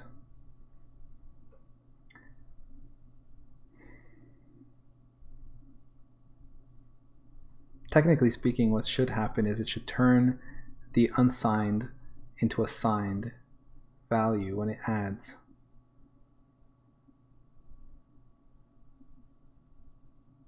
That's okay. And then it gets stored into an unsigned, so that's okay. That's totally fine. So yeah, let's do this. Nice and simple. Reg plus signed offset. Okay, so I just need to grab this as well. So here what I'm doing in Git extensions is just selecting which parts of the which changes I want to actually commit, because you can do that with Git. So I want this and I want this. And what I'm not doing is selecting this part here that has to do with the Vectrex CPU hack that I did. So I'm going to leave that for another change. Okay, this is my change I did a couple of streams ago to make the CPU run fast. I'll leave that alone. These are the 2 files I added from the other emulator. So that'll be part of the next commit. So here we go. So this is it. So I'll write here fixed. I'll say CPU fixed indexed addressing. What is this called? Fixed index addressing plus or minus 5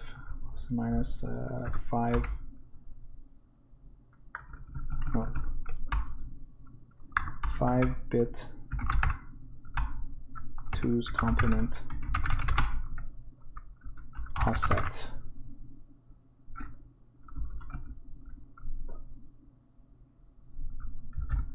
Was incorrectly computing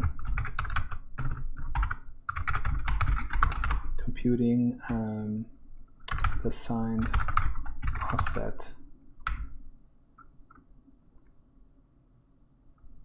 to be an offset minus, let's say minus 16 to 15.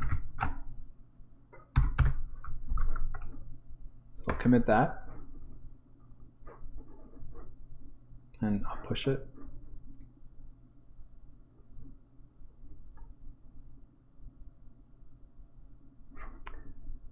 And now I'm just going to create a branch for this, and I'll call this like Vectrex CPU hack, or CPU integration, I guess. Vectrex CPU integration. Yeah, that's good. So create this branch, and I'll commit this change here.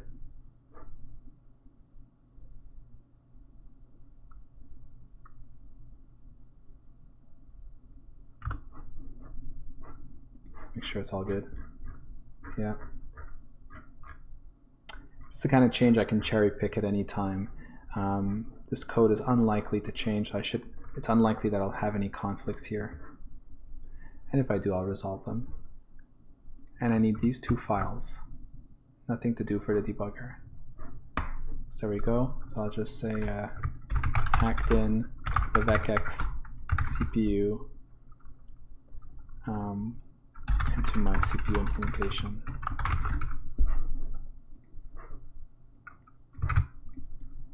Toggled with macro. Use Vectrex CPU implement macro. All right. So let's commit and push this. It's going to create a new branch. It's going to ask me if I want to create that.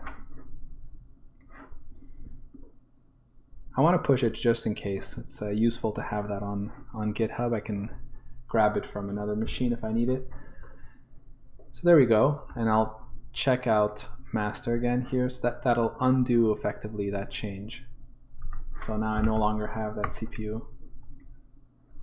If I go back to my CPU, I don't have that hack anymore. Yeah, it's all gone. And if I ever want it, I can just come here and I can cherry pick it. And then boom, got it all back here. So I think this is great. Like this bug that I've been chasing for the last few streams, it's now fixed. So what that means is that I can the next thing I need to work on is rendering. It's starting to draw. That means implementing the VIA, and I need to read up on how the chip works, how the rendering works. I did a little bit of reading. It's fairly complex, I think, but you know, maybe it's just because I haven't really sunk my teeth into it. But yeah, it's going to be really interesting to do that. I'm also thinking a little bit about how I'm going to proceed with the rendering. I think I'm going to be using OpenGL, and probably my initial effort will be like really basic, you know, just doing basic line drawing, maybe even immediate mode GL, just to like get the basics done, because I don't actually want to do it that way. What I'd like to do eventually, and that's sort of what I'm thinking, is I'd like to do it all in, or at least partly in a pixel shader. I like to write like a pixel shader that is aware of the lines and like kind of handles the glowy effect of the Vectrex, and that does some kind of fade out of the vector lines over time, so that maybe has a notion of the time of when lines were drawn, so that it can fade away naturally, and really kind of give it that look that it should have like on the real hardware. So but that's like eventually. So the first step is just, you know, get some lines drawn, see if it even makes sense, see if it even works. So to do that, I'm just going to straight up OpenGL, probably immediate mode, you know, GL begin line drawing, whatever.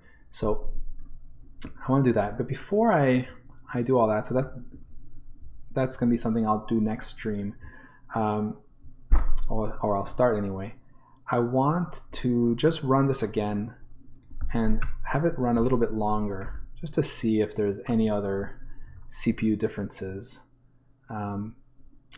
Yeah, so let's try that.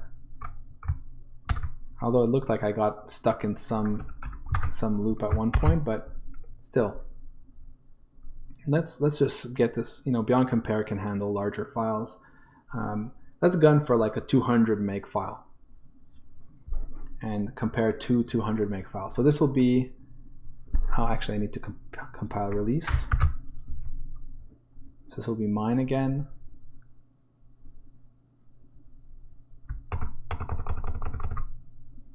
So again, I have no idea if this is going to exercise enough CPU instructions to find differences, but at least we can know that at present state, with what I've got going, with 200 megs, is there any other differences? That's all it's going to answer. So let's run sorry, that should be my CPU version 3. So I'll run that. Okay, so this will just take a little second to run, maybe like a minute or so. It grows pretty rapidly here. We're already at 50 megs.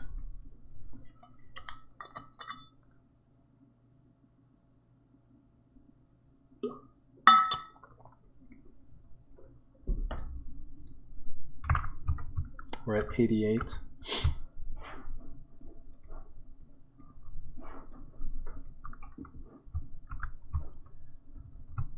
Okay, 120 megs.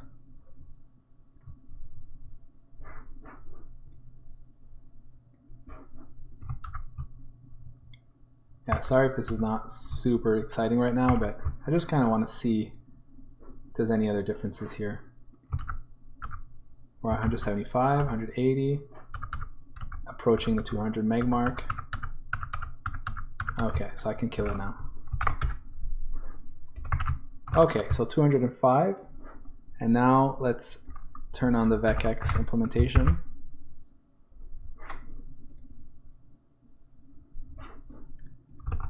And once again, we want to run, this is the Vectrex version 3. Let's run that. Let's keep our eye on the size again. So we're looking at this file here.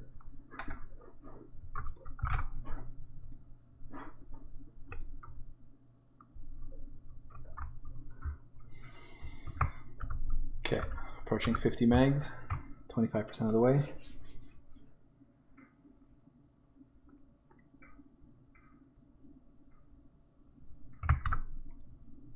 So I'm just hitting Control R to refresh here in Total Commander. 100 megs, we're halfway there.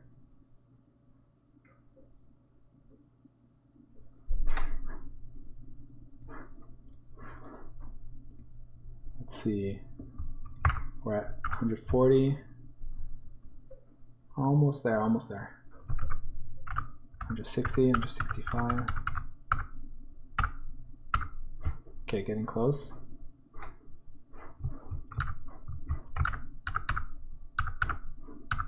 Okay.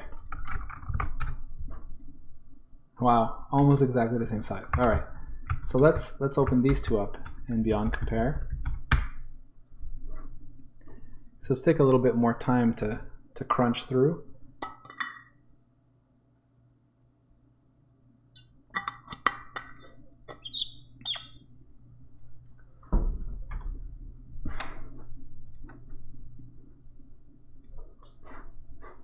So the progress is here at the bottom here. Once this guy stops, we'll know that the compare is complete. So it shouldn't take very long.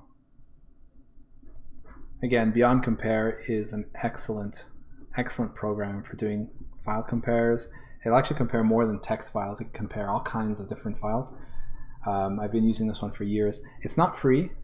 They have a 30-day trial, but I gladly bought my license a couple years ago, and I've used it so many times since. I mean, it's my de facto diffing tool. Always configure Git to use it. Any tool I used for source control. So yeah, free marketing for Beyond Compare.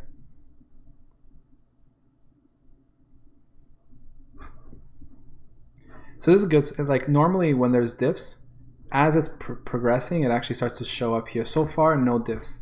So that's a good sign. In fact, I think I can head down here. You see like the file is getting longer and longer. And there we go, we're done.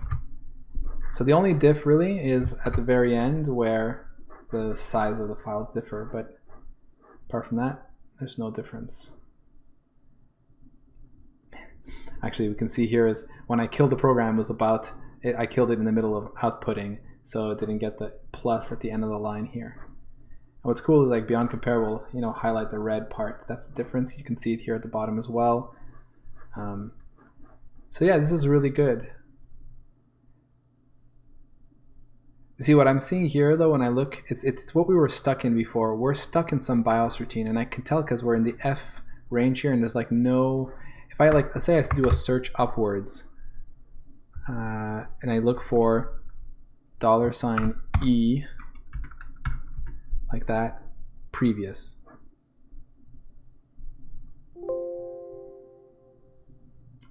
It's interesting. I'm not hitting any of those.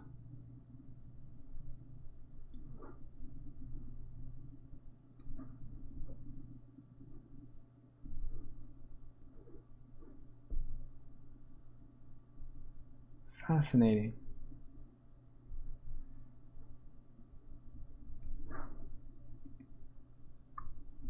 So, you know, that's interesting because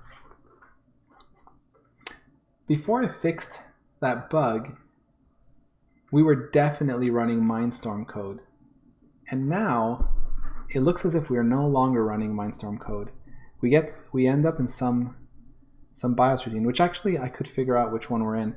But yeah, like we are not. It's like the BIOS is not getting to the point where. Why is that? That's kind of strange, isn't it? No, maybe not. That's it.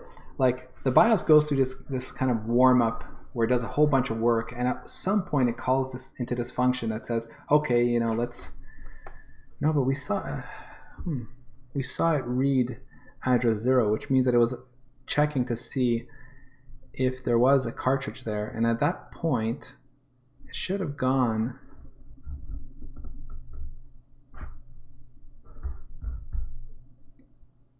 Should have jumped, I mean, to Mindstorm, which is at E000, and yet here we are, we're not seeing E000 ever. I have a notes file where I keep notes. That's it. It's called warm start, the routine. So are we getting to warm start? We should have that in here. So there it is. There's warm start, which is at F06C. Branch if equal. Okay, so we're not actually at F06C yet. Oh, we never reach it. Why? That's it. So okay, so we are never reaching the we're never entering warm start. And it's interesting because with the bug that I had before, we definitely were reaching warm start, doing the test to see if there was a cartridge, and then running Mindstorm, or we would run a cartridge if I had it. Now, since I fixed the bug, we are no longer getting to that. So that's what that probably means is that what it probably means is that I have to implement something else. Like what it's trying to do here, it's saying I need to compare. It looks like it has something to do with this vec cold flag, and it wants to compare the vec cold flag, and it's saying, what is it doing? It's saying compare with the value in D against this Vectrex cold flag, and if they're equal, then we can go to the warm start. Why is it that my fix? Why would the fix, which is which has to do with that, you know, maybe it's stuff like this, right? Like it's that offset code we were looking at earlier. Maybe there's some code now that we fixed and it's doing something correctly now that prohibits it from getting to the point where this cold flag would be set, or I need to do something to have it be set. Okay, just give me a second. Vec cold flag. I just want to see what this is. I have the BIOS code, right? So I can totally like look that up. So there's a vec cold flag. So cold start flag, warm start. Okay, so that's just saying Is this a cold start or a warm start? I think that's basically the difference between, is it a reset? Like did we hit reset on the Vectrex, or did we just power on? I suppose that's what it means. And if we go to the BIOS here, start. Jump here to restart the Vectrex and reinitialize the OS. So that's F000. This is where everything starts.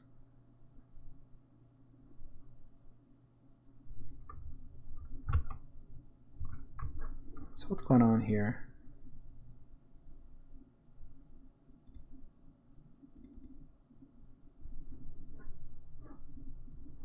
Compare.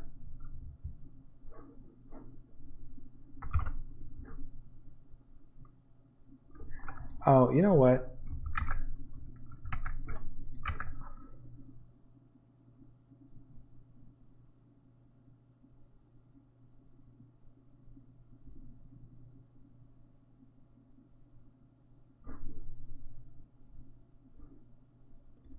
Initialize cold start flag. Yeah, okay, let me just read what this says. Jump here to restart the Vectrex and reinitialize the OS. If the cold start flag is correct, it should be unless you just turn the Vectrex on. The cold start code is skipped.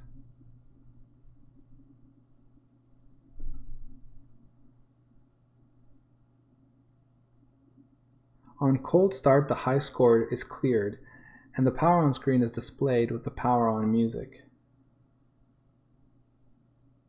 Okay, fair enough. All right, so we don't reach warm start in that case.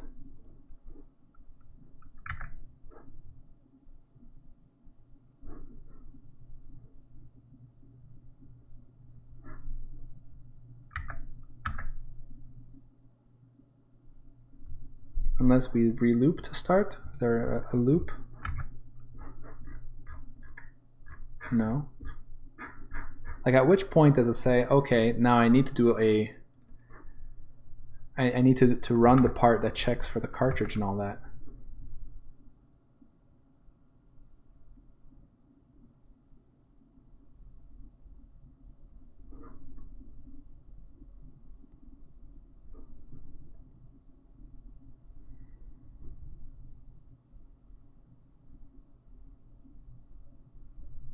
Interesting. Check the cold start flag.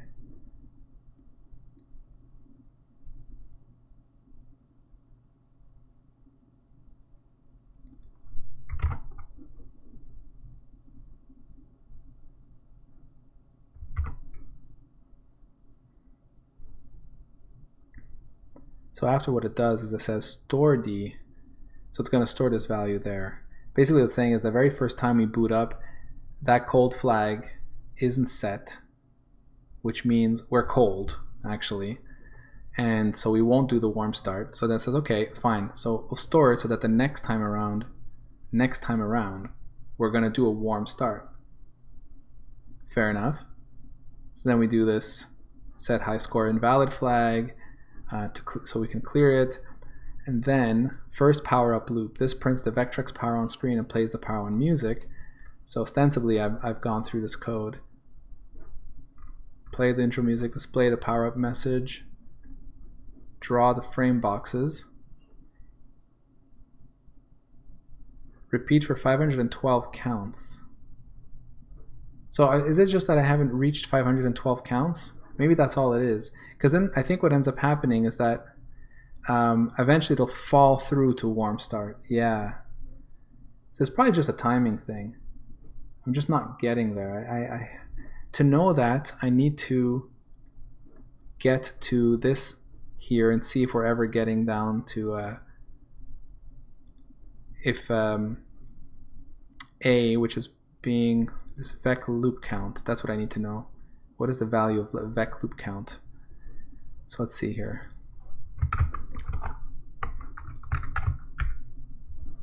Okay, so C825. So at the beginning it is 0, sure. So here it's going to store a value into vec loop count. Why it's always saying 0?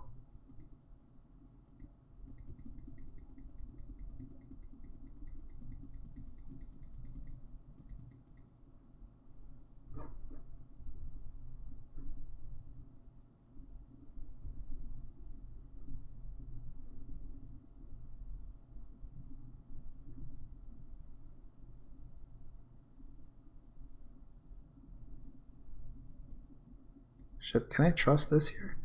I think this is just showing the value that's in X, not, yeah. I really need to do something special for my debugger when I'm, is that correct? No, I'm not showing the value of X. I think I am showing this value here. Yet X plus 1 here shows that there's 8 in X. And then 9 in X, because we increase it and then store it back. So vec loop count keeps getting bigger here. All right, let's actually search upwards from the bottom. I just think that's it. We're not,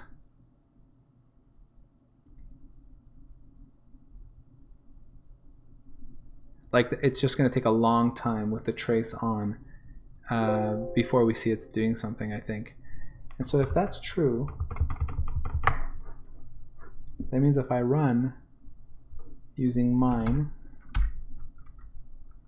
I really should be hitting the E000. So what I'm going to do is I'm going to put a breakpoint on E000, which is what cold start should go to, right? Sorry, warm start if we reach it.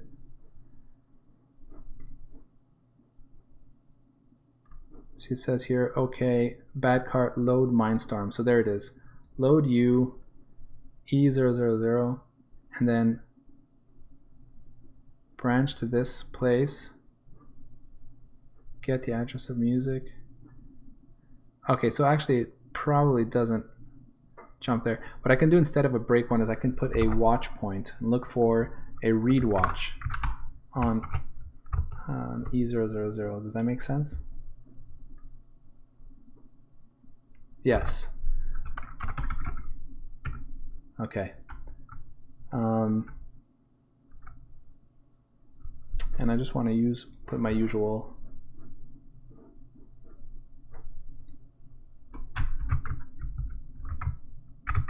load symbols, turn off trace, and all that. Okay, so here's watch point hit. We're reading E000, so this must be, we must be in the warm start now.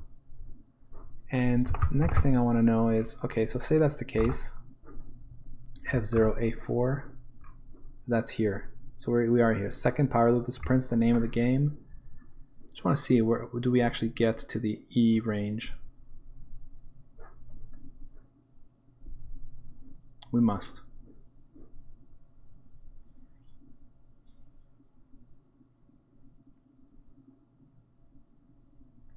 Probably the simplest thing I can do is put a conditional breakpoint in my debugger, but right now I'm not in debug mode, so let's see here. Play the music, display current high score, display cartridge name. At which point does it actually jump? Okay, here we go, jump into cartridge.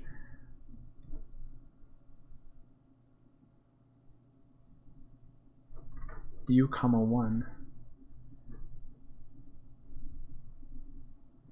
So here, let's stop at F0D2. So break at F0D2. Okay, so there we are. I'm going to just turn on trace for a second. Step, step, step. So this basically matches up with the code we see here. Okay, now we just jumped into a subroutine, so that kind of sucks. I want to get out of that.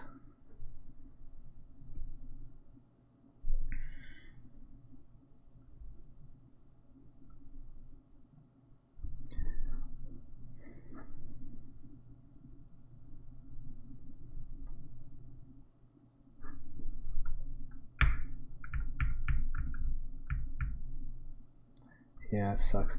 So what I need to do is I need to get back to F0D7 plus 1, 2, 3 bytes.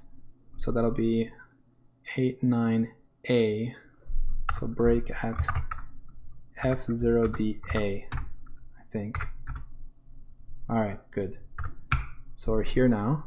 So it says load A, vec music flag, branch if not equal to C5. Okay, so it did branch to somewhere.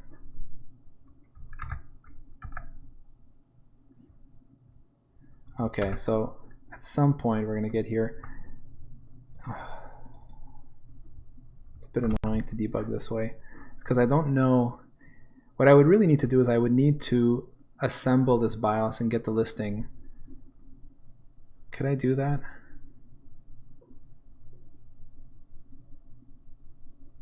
That would be super useful, actually. Let me see if I can do that. Let me see if I can assemble the BIOS. I have my doubts, but you know, maybe. So okay, so the BIOS is in here. Okay, so let's do this. ROM source. I'm gonna copy this over. Copy my build over.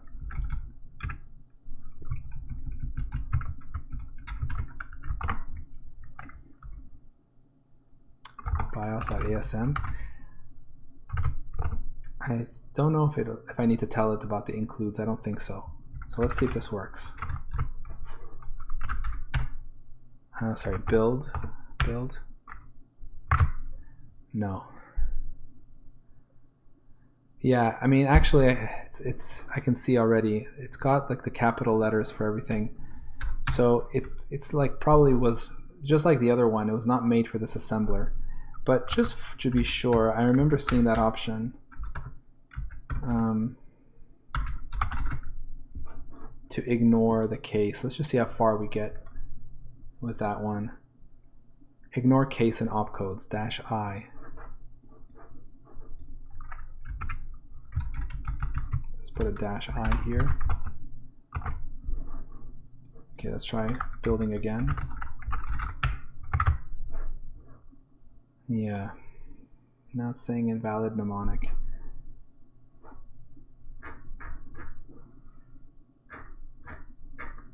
Why does it consider this an invalid mnemonic? I don't know.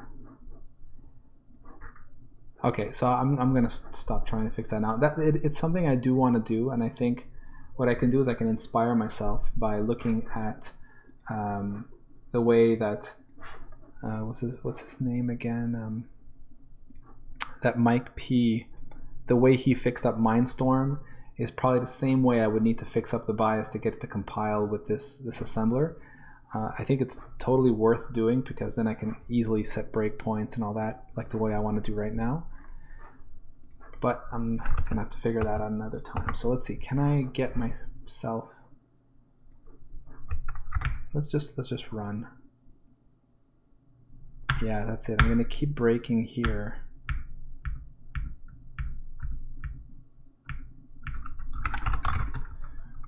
Disable. What is it? Breakpoint at F0DA. So disable 2 for now.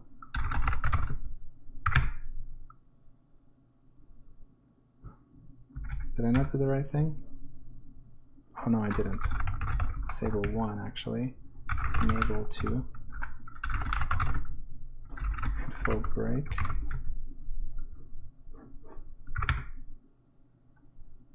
Oh, okay, because I'm hitting both. Alright. Disable 2 as well then.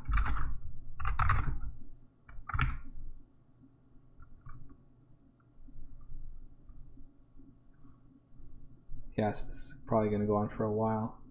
What I really would love to know is what is the address of... Can I... Okay, maybe I can just compute it. Can I? What's interesting here is saying jump 1U. U, if U hasn't changed, then U should be E000, right? Does that make sense?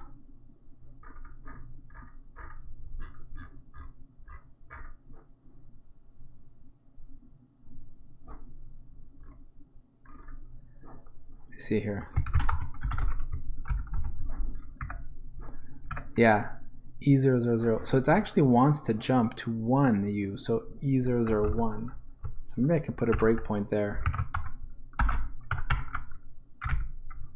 And I'll just turn off trace.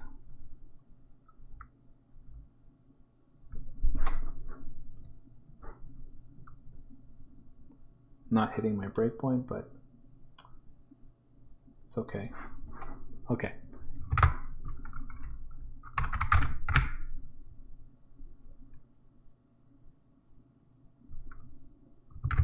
Where are we?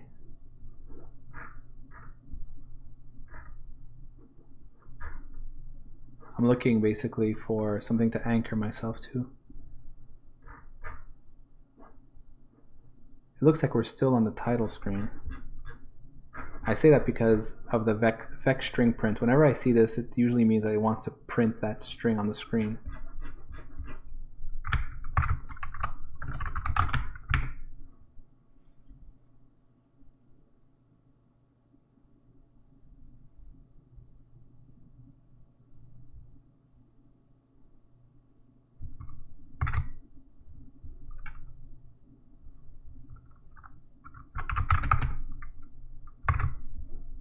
I don't know. This seems kind of fishy.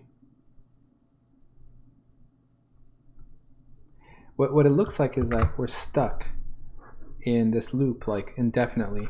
I go back to my breakpoints. Do these come back on?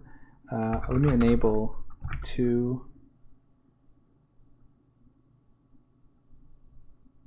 And enable 3. See if I get back to those. Just turn off trace. Oh, interesting. It's interesting that I don't get back to those breakpoints. F0D2. I don't come back here to display cartridge name. So ostensibly I would have jumped here. Or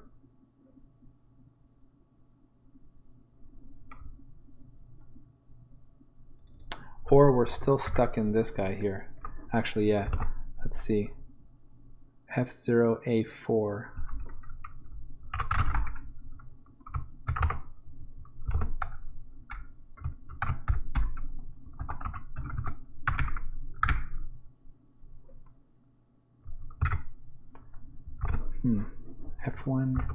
F1E.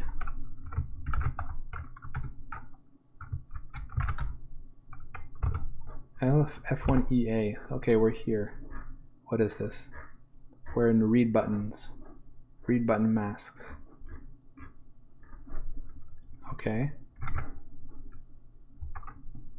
Fair enough. F4EF.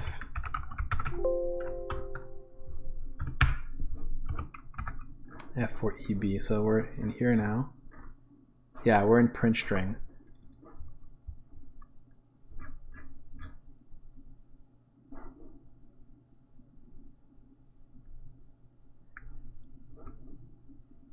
Like what's probably happening, and what the likely thing, what I think is happening is we're getting stuck somewhere because the BIOS is probably reading some timer values and or something from the VIA, because I mean we can see there's a lot of VIA reads here, and it's not getting what it wants because I haven't implemented it yet. That's my guess. What's strange is why did fixing the bug suddenly get me into a situation where we no longer reach the cartridge or Mindstorm?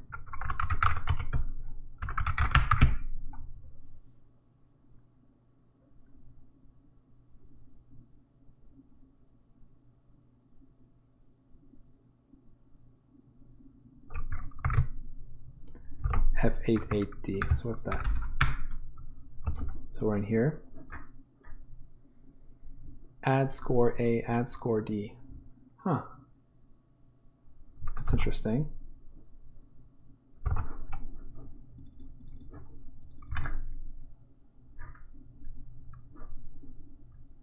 Display option, not called by GCE cartridge. This routine displays the player or game option string along with the current value for that option. The A register contains the value of the option. What does that mean? Select game. This routine provides a game with a means for allowing the player to choose the game number he would like to play and the number of players.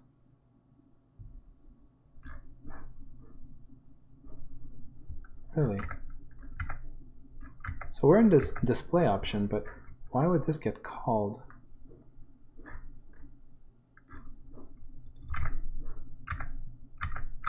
I mean, this would have to be called from the actual cartridge, right?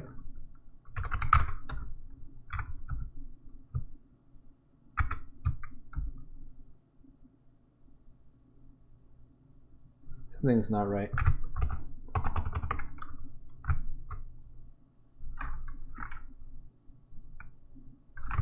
I'm going to stop this. I'm going to turn on release with debug info. I want to see if I can put a conditional breakpoint in the memory bus and see if we ever get a read.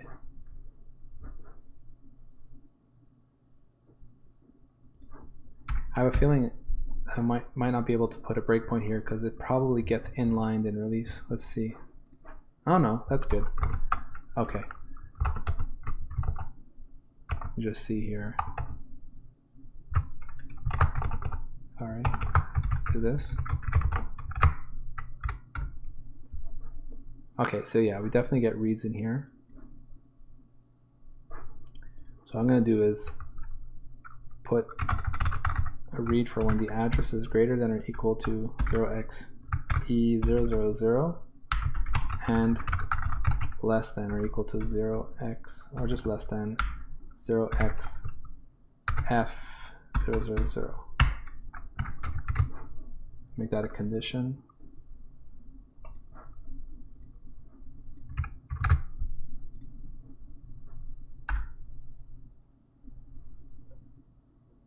Just let this run a little bit.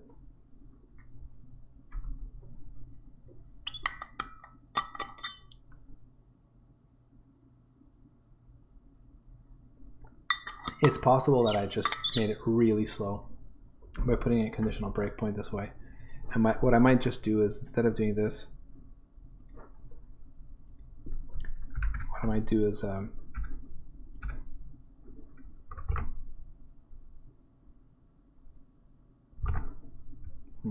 am I not hitting this breakpoint?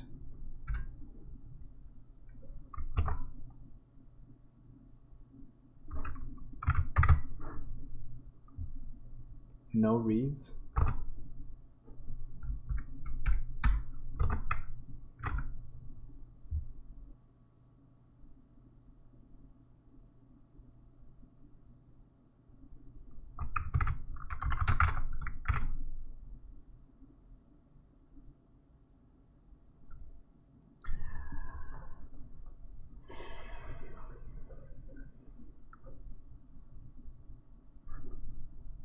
It just strikes me as odd that, like, if I disable trace, I get absolutely no reads.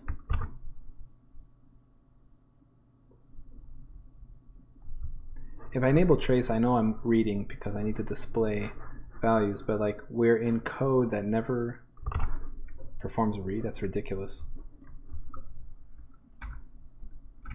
Again, I do wonder if it has something to do with being in release, but I don't think so.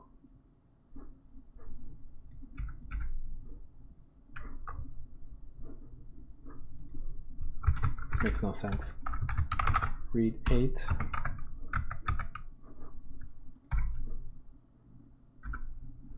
Here.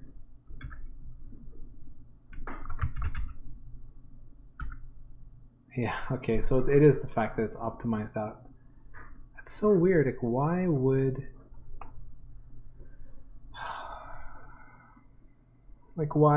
the debugger allow me to set a breakpoint here? I guess it thinks for the callbacks or something.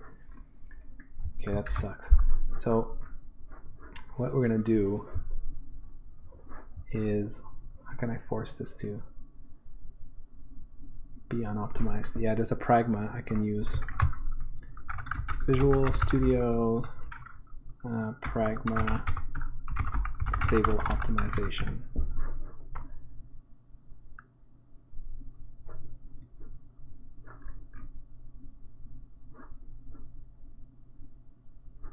Is this for Visual Studio? Yeah, it's for Visual Studio.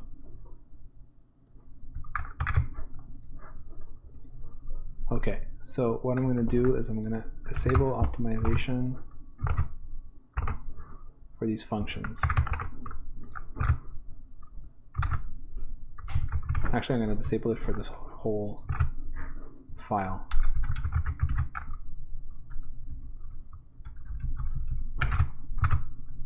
Okay.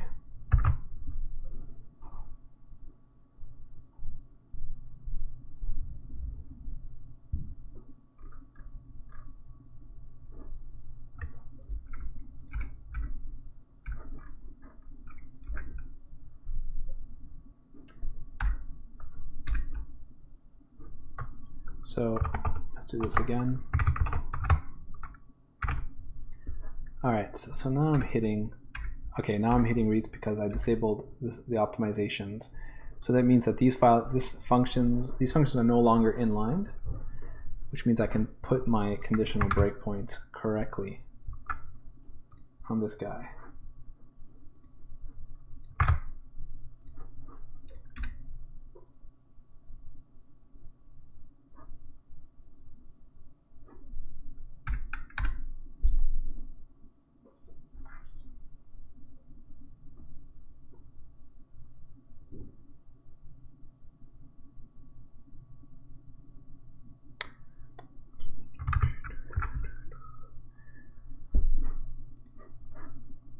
The other thing I'm thinking is rather than do it this way,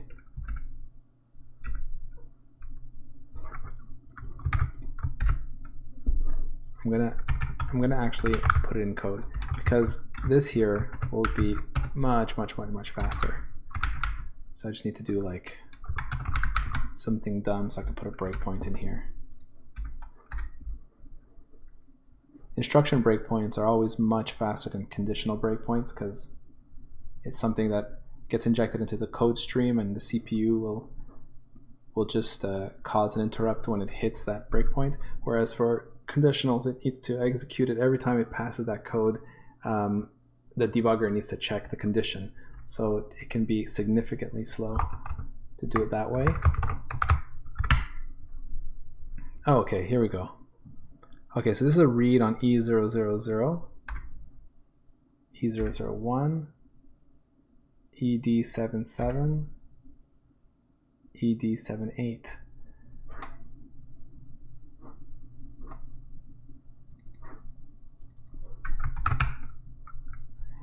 Actually, you know, I'm not actually interested in if there's a read of those addresses. I'm more interested in is if the program counter reaches that. So instead of doing that, let's move this condition. Let's go into the CPU, execute instruction.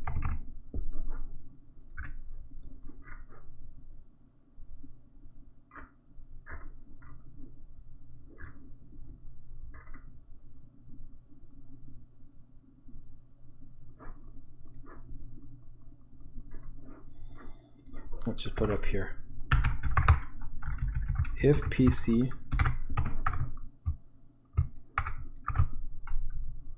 let's do that.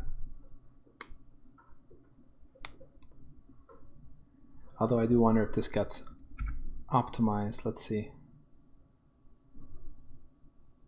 Yeah, it got optimized.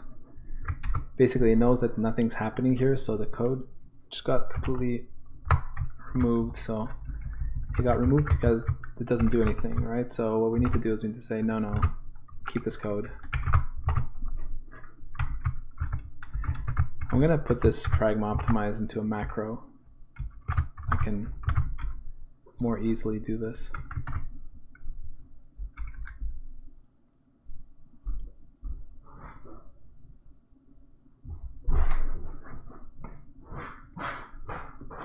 I'll be right back.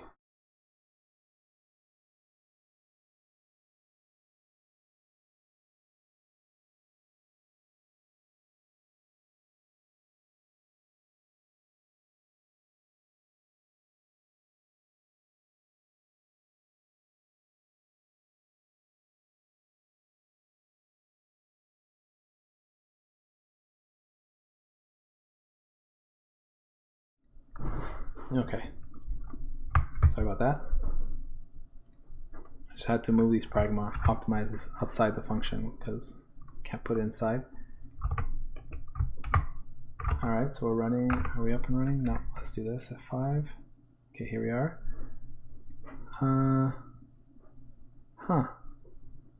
Still didn't like it, despite the fact that I disabled optimizations here. Okay, I know what to do. I've noticed that printf is never optimized out into an inline function, so there we go. So you can see our breakpoint is remaining inside there, so that's a good sign. In fact, I'm going to put a breakpoint here. And I'm just going to make sure that the disassembly shows this code.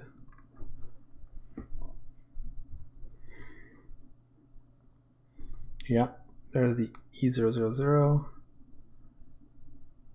Compare. And there's the printf. F000. Okay, so all the code is there. We can see it did not get optimized out. Yeah, that printf trick is a good one. If you really want to make sure your if statement remains, put a printf in there, and Visual Studio won't be able to optimize it out. All right, so let's hit a 5. Okay, so here we are, E016.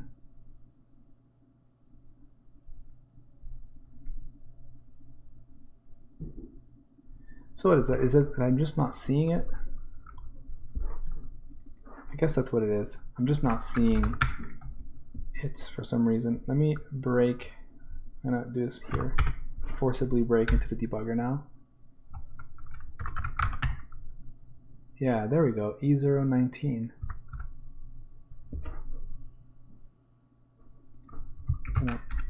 Just do this.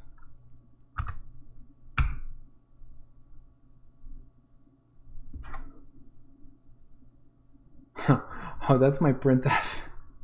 Oh, that's hilarious. Okay, that's all right. So yeah, we're totally running Mindstorm. So I don't know why. Yeah, you know what? That's the thing. There's so much stuff in the trace that even when I get to about, what is this? 1.8 million instructions have been executed by the CPU, and we're still not. Actually, I can tell how many instructions we are in. I have that in my debugger. If I just just do this again. Let me step one more time. Go to the debugger here. So where are we now?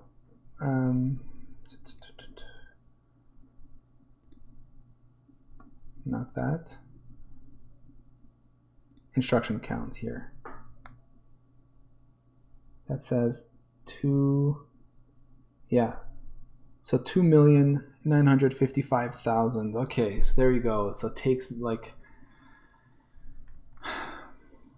2.95 million instructions before we finally reach Mindstorm.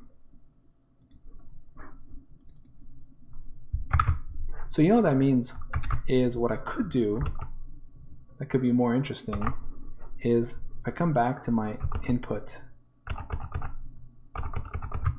here, is we load the symbols, we disable the trace, and then we say step for, like, let's say this many instructions, then turn on trace. I really hate that trace is a toggle. I really need to be able to say like trace on or something, but I'll get to that at some other time. Okay, and then we continue. This, if I do it this way, then when I run my test, it'll start tracing only when it gets to around the point where it'll start Mindstorm. And then we can see if our diff of the CPU instructions between the two are similar. So let's see if I'm right. Let's see if this indeed Okay, I need to remove this. Like, do we get into Mindstorm this way? Okay, so let's just build. No, I'm going to keep it release with debug info. I'm going to just change my batch build up. No, sorry. What's it called? Run.bat? Yeah. Instead of release here, I'm going to put release with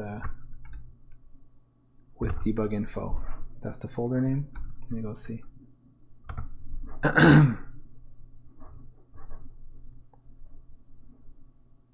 are we? Vectrex. Here.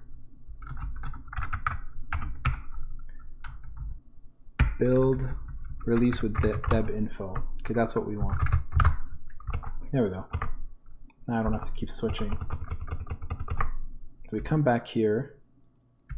We run my CPU 3.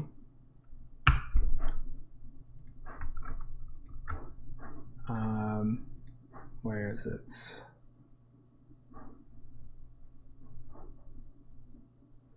Like lost my place. That's right. Let's go to debug here. So we should already have in here $e. Yeah, there we go. So see, it looks like actually when we jump to 1, u, u has been changed. U did get changed. Okay, so it's not E000 plus 1. It's E015 plus 1. So that's why it starts at E016. And that makes sense because of the copyright string, right? That must be something like that. Okay. Anyway, so where are we at now? We're almost at 200 megs. So I'll stop it at 200.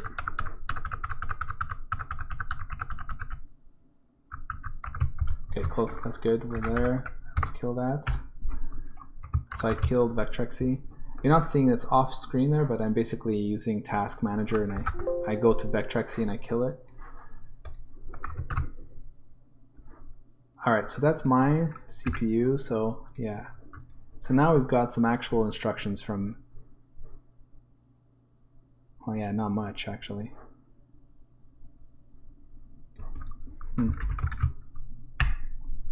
Find all in current documents. Sorry, this might be a bit long because I'm searching 200 megs worth, but okay, here we go. All right, there's about 4,815 lines in here that are actually in Mindstorm, so it's not much. And then it spends the rest of the time in the BIOS, so yeah, I might need like a larger than 200 meg file to actually see something significant. Maybe what I would need is like a way to say in the trace, only trace for the like certain ranges of instructions and like skip, you know, so this way I could skip all the BIOS calls and just focus fully on Mindstorm calls. But it's okay. Let's just see how far this gets us. I'm gonna do, oh yeah, I need to now compile with Vectrex CPU. And this will be number 3.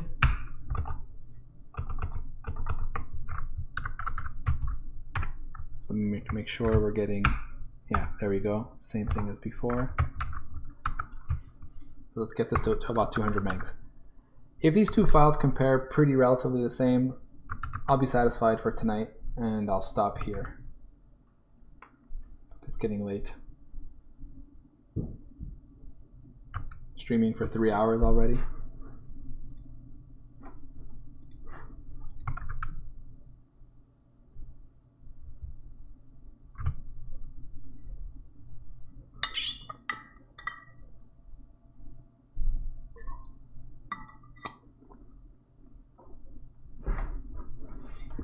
Where are we at? 140. Okay, getting close.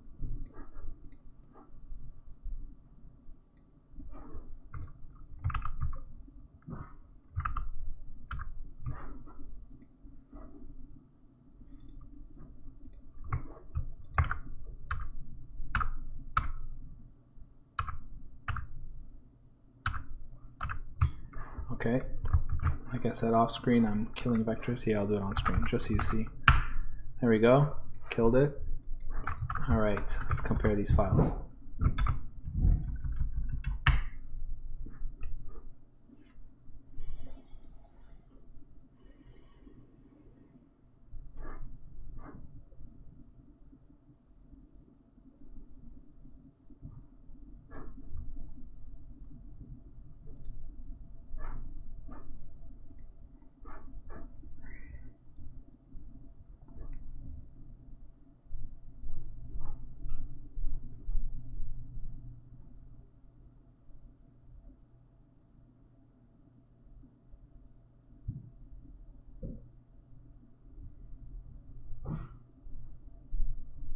Just thinking about other things I could do now that I have this. You know, I could totally make like a custom trace where I could, like, for every line,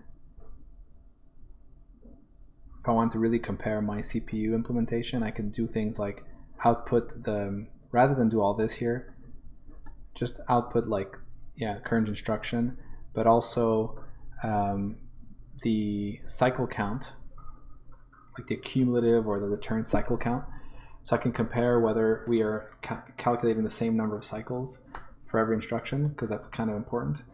And also just a little print of the registers, and see if, you know, that actually would probably be a good thing to do, is compare what the values in the registers are for my CPU implementation versus Vectrex, and see if we ever get differences there. Because what I realize here is that, you know, what I'm doing here when I'm diffing is, okay, it finished. I'm looking for diffs in my trace, and all I'm going to find is, well, you know, if there's a divergence in terms of the code, like if it'll jump somewhere else, I'll find bugs like that. And if there's some kind of divergence in the values I happen to print here in the comments section of my disassembly. But, you know, I'm not printing all the values in the registers, and therefore I may be missing some differences. So yeah, I probably should do something like that, is have like a way to print all values of registers for every single trace output. That'll be more useful, or at least, you know, add it to the line, have that there. And that's just useful in general, actually. Maybe I should just have that. Do this. Probably more interesting than my little description here that I did a few streams ago. It's still nice to have there, but I'm starting to get pretty familiar now with most of these instructions, so this has become less and less useful to me, and maybe I should just replace it. Sorry, I'm getting some Windows sounds here, but anyway. Yeah, just kind of like replace it with all the values of the registers. Maybe even, I was thinking about implementing a call stack support where I detect jumps and returns, anything that writes to, you know, that writes to PC for jumping to somewhere new other than sequential operations. Would be like a way to determine whether we're jumping or returning from some subroutine, and kind of having this, you know, internal call stack array vector that I could track, and then I could also dump those addresses, and then this way I would really be able to know whether my implementation is doing the same thing as the other one. So these are some ideas I'm bouncing around in my head. Yeah, that would be really useful. Maybe I'll just make a note, my to-do list. But yeah, this is good. I can already see, like, you know, here we're done, and yeah, we're good. So no real differences. Again, we're not really comparing that much of Mindstorm as we saw, but good enough for now. I'm satisfied that my CPU implementation is in a good state for now. You know, we might find bugs later, but it's good enough. So, okay. Just wanted to take note.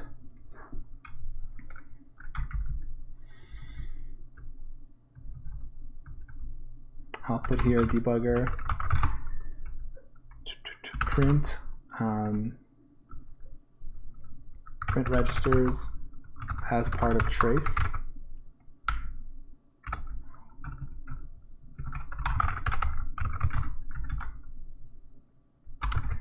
Good for comparing against Vectrex.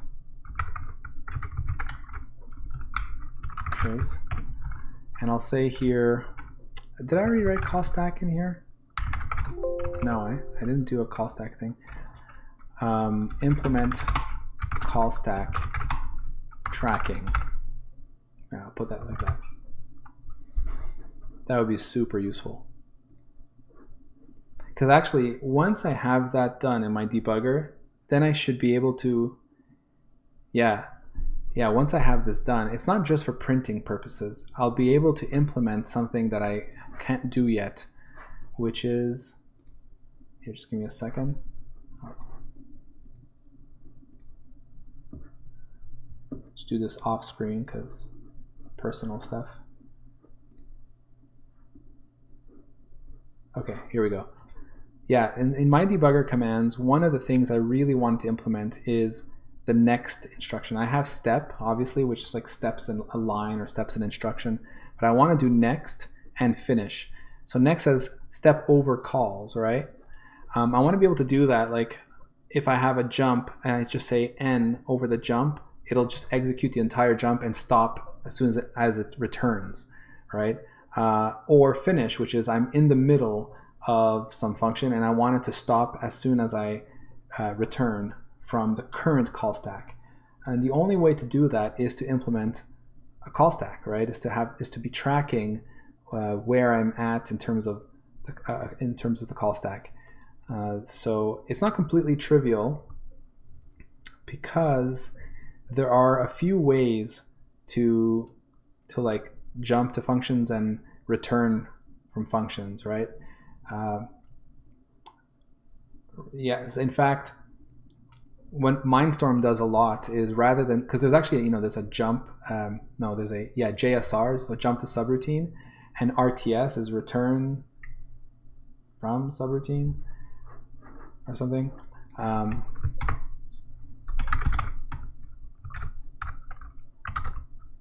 Sorry, RTS.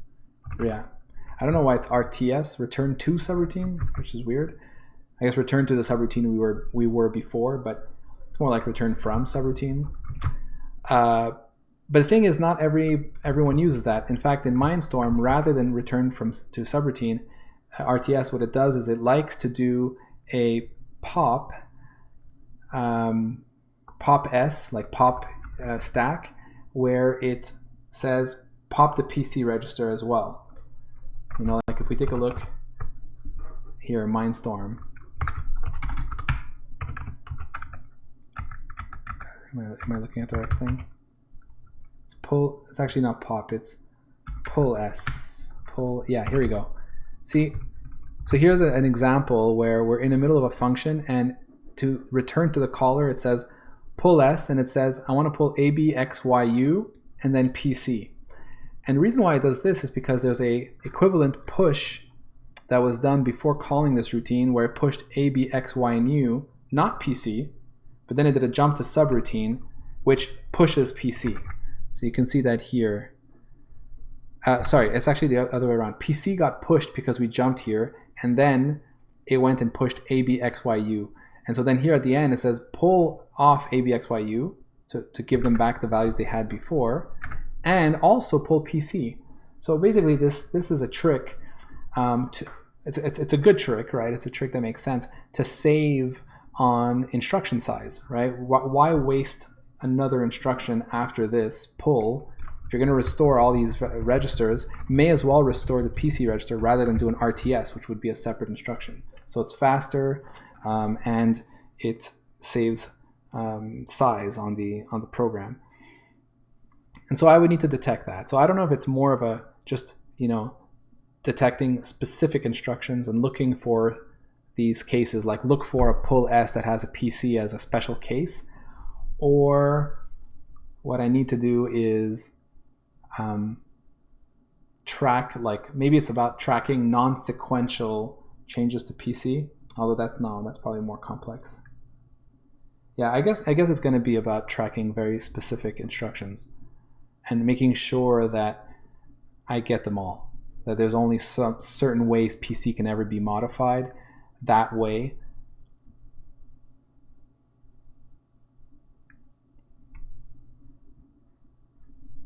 Yeah, no, I was just thinking for a moment that perhaps it's just that, I know when PC gets modified because I'm executing instructions. That's the only case where no call stack changes are occurring. If PC gets modified any other time outside of it's being incremented because it's going to the next instruction, that's a call. So then the question is it a call or a return? And that's what I need to track. So yeah. Anyway, that's going to be an interesting task. Maybe I'll get to that in some near stream. So yeah, I think I'm going to stop here. That was a lot of fun. We fixed a bug, and we're getting closer now to implementing the graphics, which is going to be really exciting. I do need to think a little bit more about that, but yeah, that's going to come soon. So I'm not sure if I'll be doing that on Wednesday. That should be my next stream in a couple days. I'll think about it and put something together. So thanks guys for watching, and hope to see you on Wednesday on my next stream. Take care.